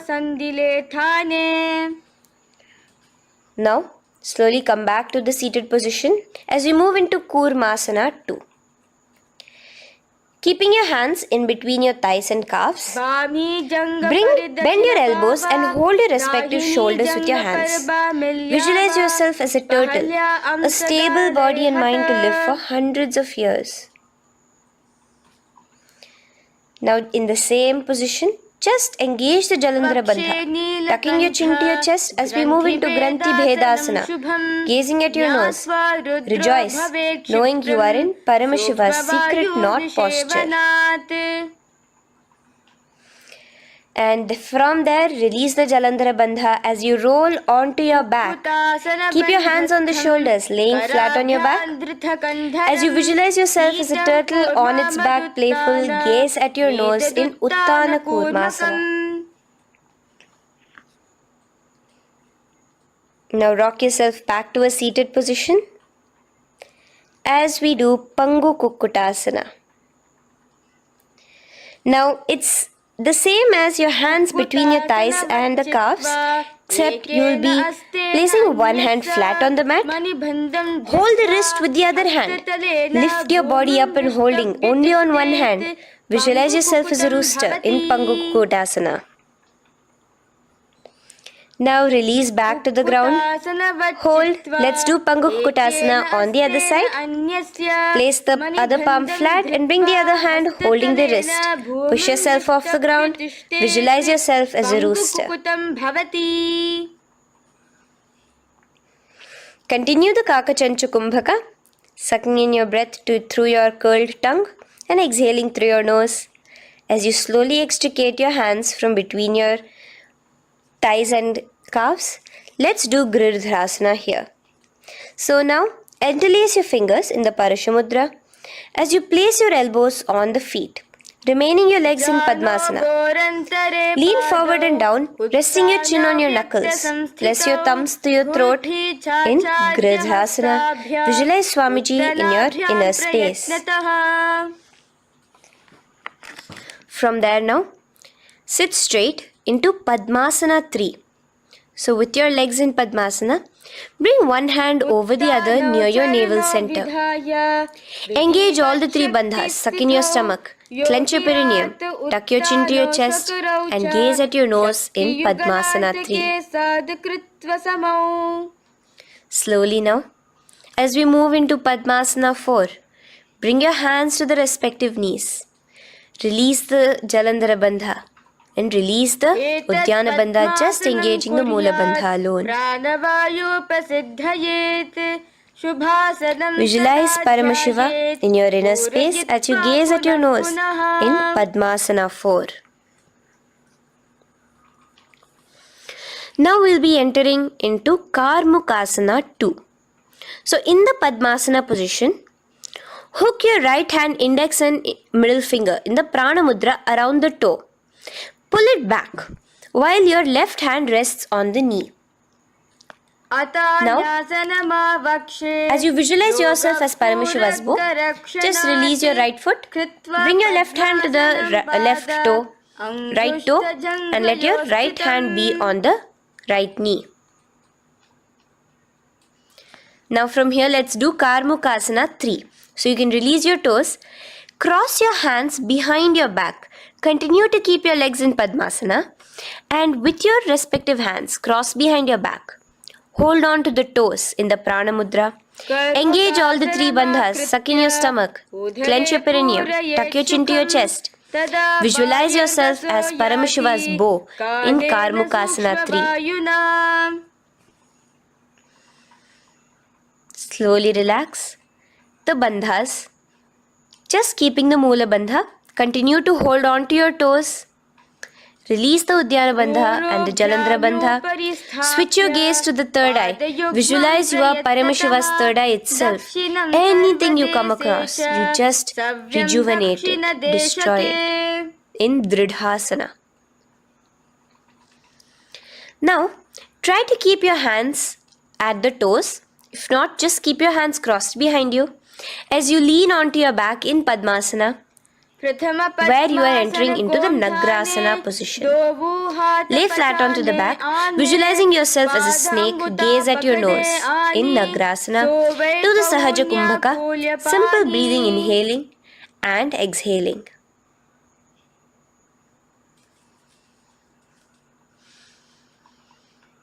Now bring your knees to your chest. Let your hands wrap around your knees. Slowly uncross your Padmasana and bring your knees to your chest.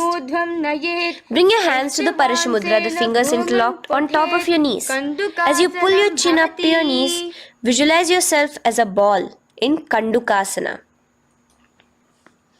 Now relax. Bring your feet onto the ground, the knees pointed upwards in Urdhva Pavanasana. As you interlace your fingers, bring the interlaced fingers behind your head. Laying down, gaze at your nose in Urdhva Pavanasana. The next asana is Marakata Pithasana. Now, from behind your head, take your hands out and clasp onto your feet. Just step lightly onto your palms. As you push your hips up into the sky, automatically engaging the Jalandhara Bandha. Visualize yourself as a powerful alpha ape in Marakata Pithasana. In the same position now, bring your hands to your hips as we enter into Uttanashiki Pitakasana. Let your weight rest on your elbows as you stretch your legs out straight. Gaze at the nose. Visualize Swamiji in your inner space. From there, continuing to rest on your elbows, kick your feet up high into the sky in Narakasana. Stretch your palms out behind you, flat on the ground. Balance there. Visualize yourself blissfully traveling through hell unscathed in Narakasana. Bring your hands to your hips now as we move into Tiryanaukasana. Angling your legs down at an angle, visualize yourself as a boat crossing the ocean of samsara in Tiryanaukasana. Now from there, come back straight as we enter into Dhwajasana. Keep your legs up high above your body, your hands stretched out down behind you. As you push yourself up, visualize where Kailasa's flag respected across all nations in Dhwajasana. Hold there for a few seconds and relax now. Flat onto the ground, palms slightly away from your body. Do not move at all in Mritasana. Your body is dead. Visualize that. Visualize the Supreme Pontiff of Hinduism liberating you. Let your awareness travel to all the parts of your body in the Shakti Chalan Mudra as we do Mritasana.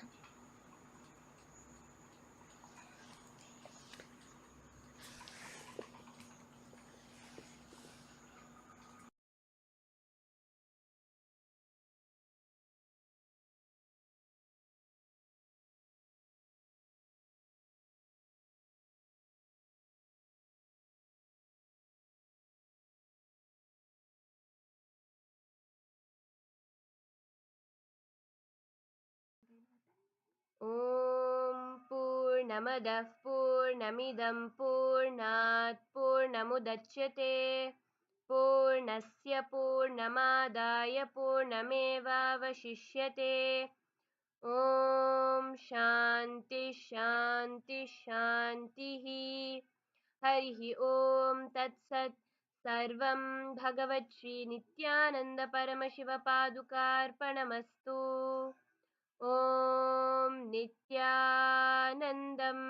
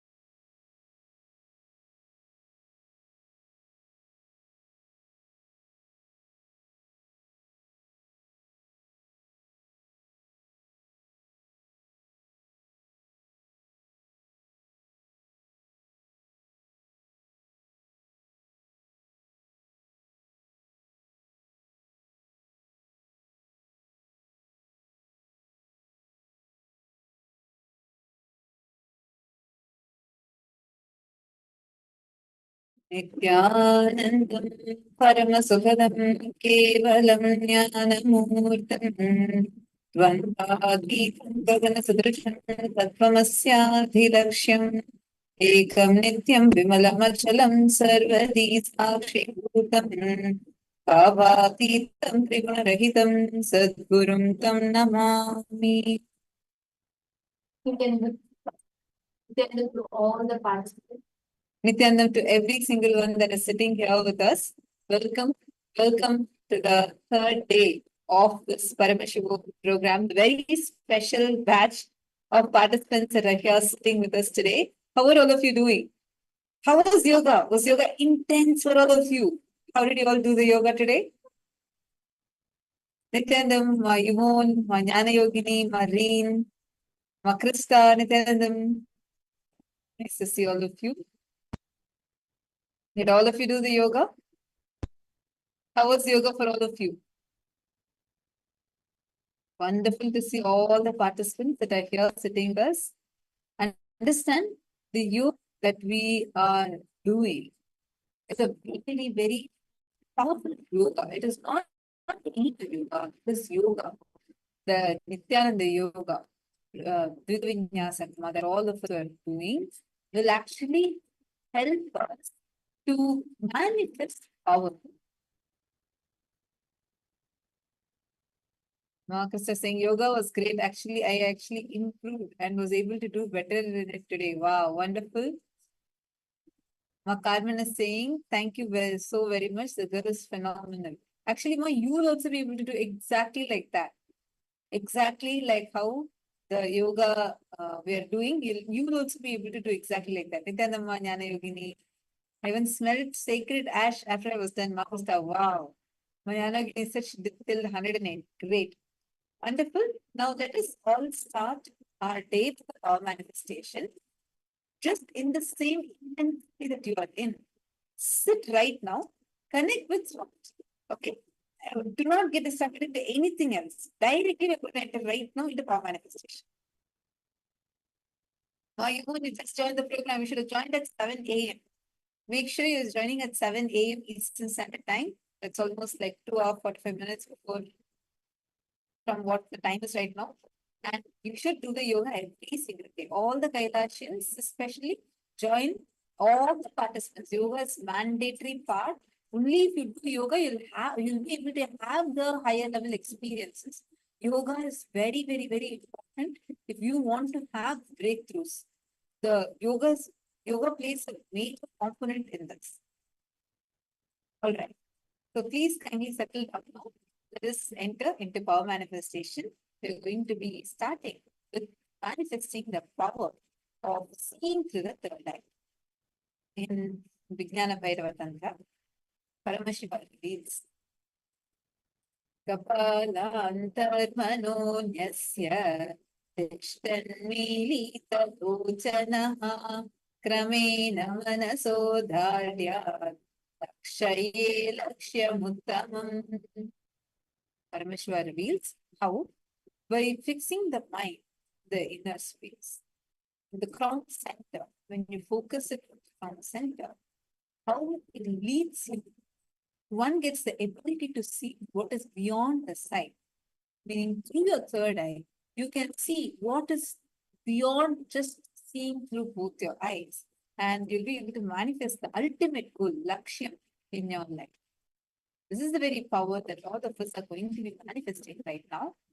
And in Mahabharata, in Bhagavad Gita, 11th chapter of Bhagavad Gita, Bhagavan Krishna, when he's about to give his Vishwarupa darshan to Arjuna, he also gives initiation for Arjuna to see through his third eye, where he says, Natu mam shakyase drashtum anenaiva swachakshusha divyam tadami te chakshu pashyam me yogamaishwaram.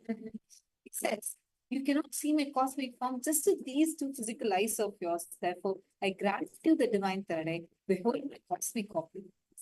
Understand, all of us are going to be manifesting the same power, the very power that Swamiji manifested sitting on the power control rock when Swamiji was just 12 years old, when he had the first enlightenment experience with the 360-degree vision, where Swamiji was able to see 10 directions below every direction.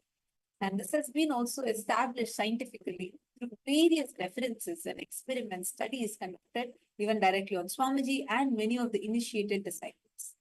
Now, let us enter into the power manifestation. Because of receiving the initiation from Swamiji, you will be able to manifest this power very easily. This is not your own ability, your own qualification that's manifesting in this power. Rather, you are going to be manifesting this power by just connecting with Swamiji, letting Swamiji to flow. Please kindly tie your eyes, the eye band, and first make sure all of you are on camera. Please kindly come on camera.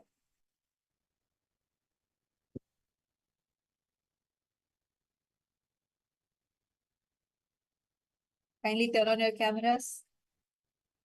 Great. Nice to see all of you. Now, sit and tie your eyes with an eye band.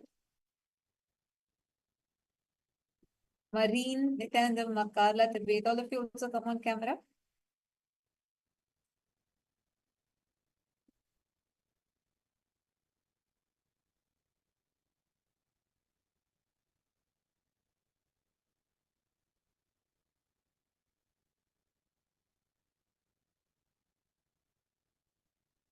Yes. Kindly tie your eyes now with an eye band.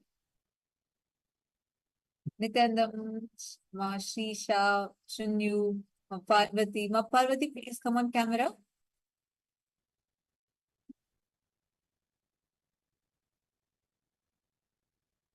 Ma Shisha, tie your eyes, tie your eyes. Sorry, tie your eyes. Tie your eyes.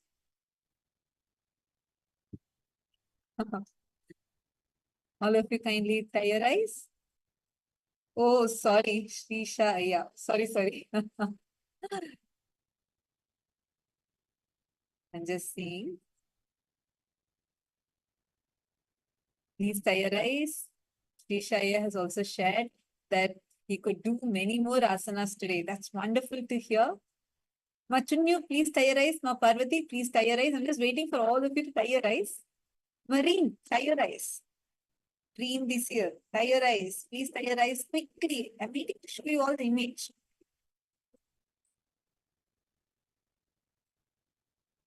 Tie your eyes with the night band.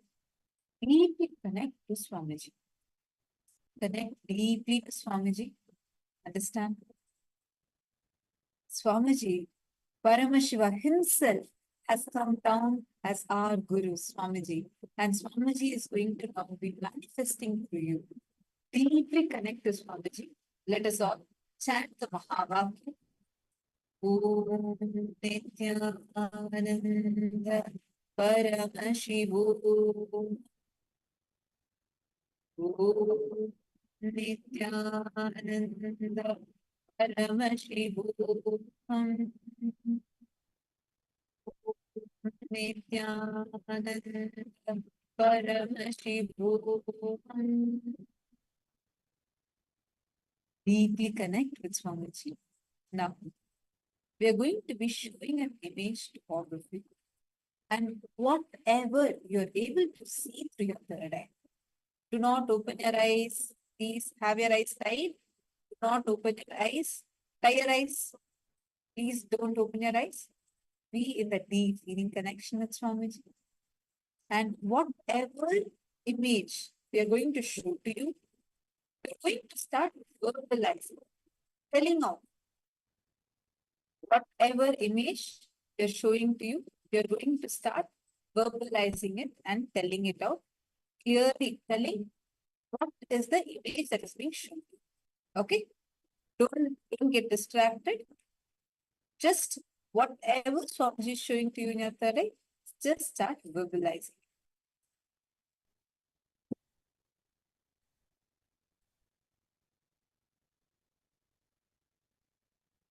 First, kindly tie your eyes.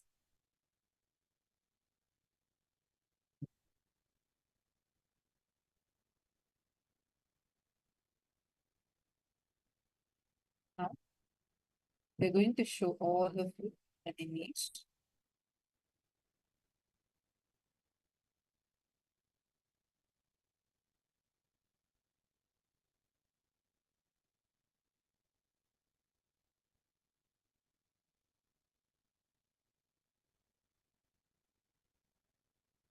Start telling what colors, what shapes, whatever you're able to see. Just start telling it out. Verbalize, chant the Mahavakya. Literally, Swamiji is now showing to you in your third eye. You are able to see it. Just start seeing it. And whatever is coming, just open your mouth and verbalize it. Start telling it out. What colors are you able to see? Just start saying. You see just black? Say, I'm seeing black. Swamiji is showing me black color. Swamiji is showing me whatever colors, whatever words are coming in you. Just start telling it out. Just start talking it out.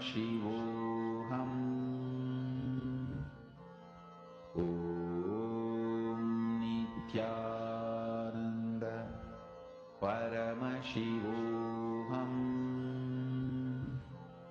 Om Nityananda Paramashivoham. Om Nityananda Paramashivoham. Om Nityananda Paramashivoham.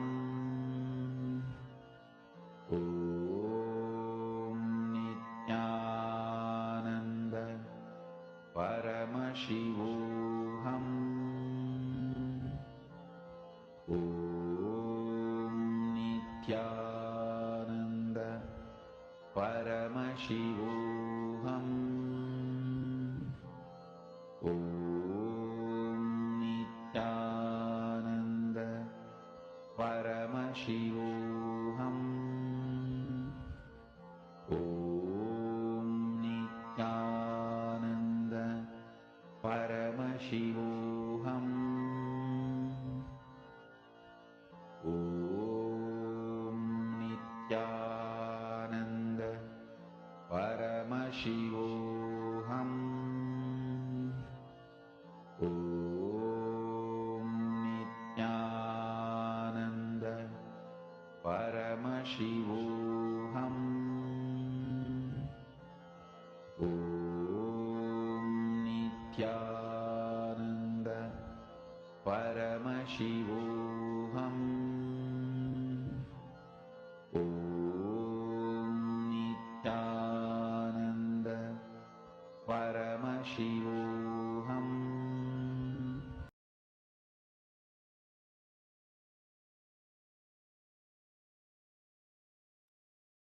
Please open your eyes now. All of you can now open your eyes. Please remove your eye bands. Okay. Now I request all of you to tell me, what exactly did you see in your third eye? What did Swamiji show to you in your third eye?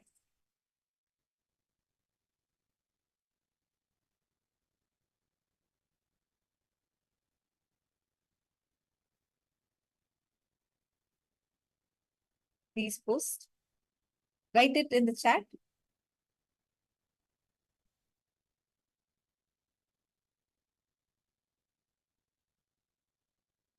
Chunyu, you should also be doing the power manifestation. Did you do the yoga today?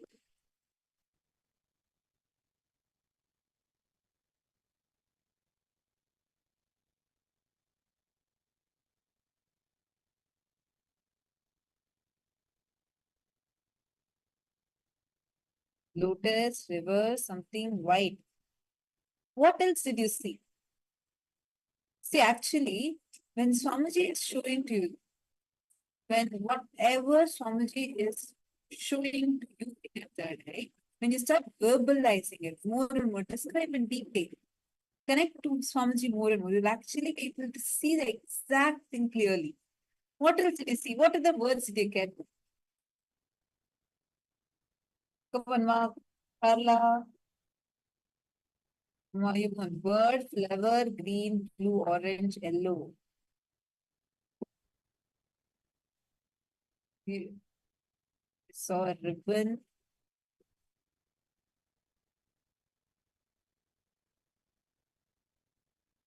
A ribbon cutting ceremony, bird, okay.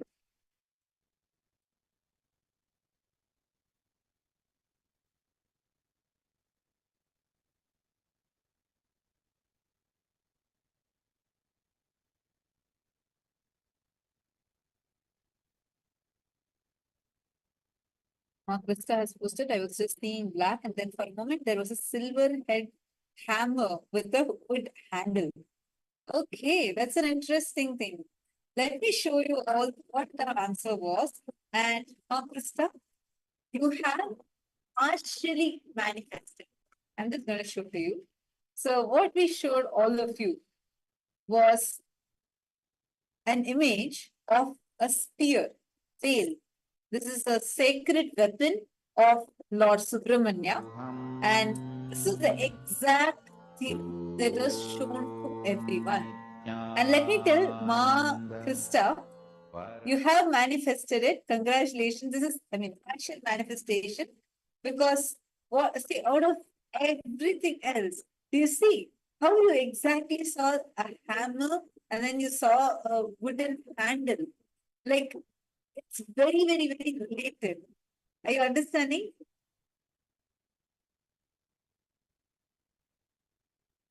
Okay, shall we do one more round? Are all of you ready? See, now those who didn't manifest, don't worry. We are going to be. Could you repeat your question? Not Chunyu. I think I'm not sure who of you both is Chunyu. I was just asking both of you to sit now and manifest the power. Sit and do the power manifestation and tie your eyes and you'll also be good. See, first step, request all of you listening. Understand. Bring yourself to a deep, restful awareness. Connect with Swamiji. Deeply connect with Swamiji. Chant the Mahavakya. Mahavakya will help you to, again and again, see, as you chant the Mahavakya, program your inner space. Simply, Swamiji will reveal the exact object that's there in front of you, exact answer to your inner space. Just keep dropping, surrendering to Swamiji. Every time a self-doubt comes, surrender it to Swamiji. Unclutch from everything else. Just sit with deep listening. Just intensely, just keep seeing. Swamiji will show to you. Okay? Shall we start now? Ready for the next round? All right.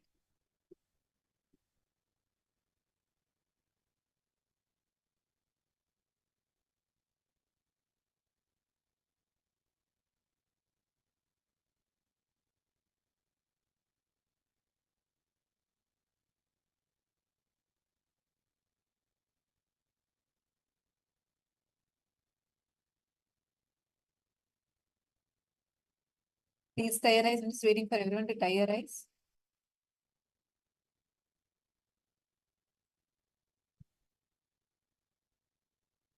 Please tie your eyes with an eye band.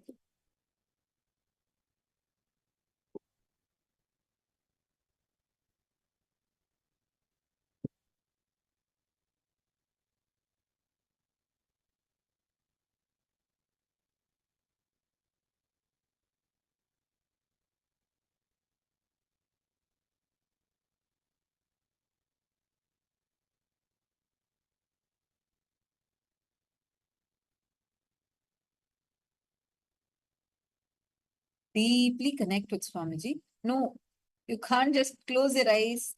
Please tie your eyes with an eye band. Sorry, I'm just waiting. Many participants are just closing your eyes. This is not going to work out. You should tie your eyes with an eye band. Please tie your eyes.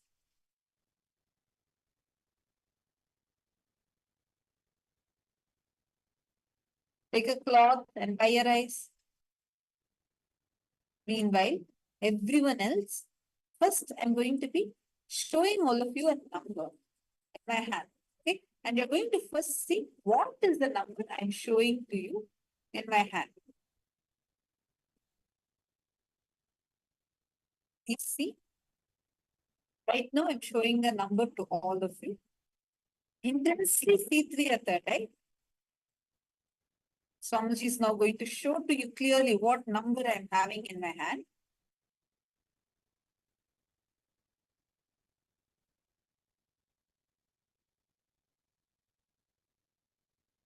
Please open your eyes. Now I request all of you to post in the chat. What number did I hold? What is the exact number that I was having in my hand? Please post it in the chat. What was the number?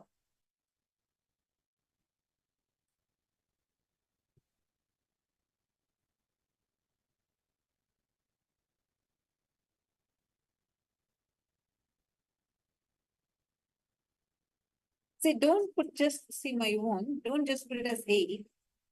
Tell it how many fingers in each hand I have. See, for example, 8 can be shown like this, or 8 can be shown like this. It can be anything, right? So tell in each hand, how many fingers did I exactly hold? See that clearly.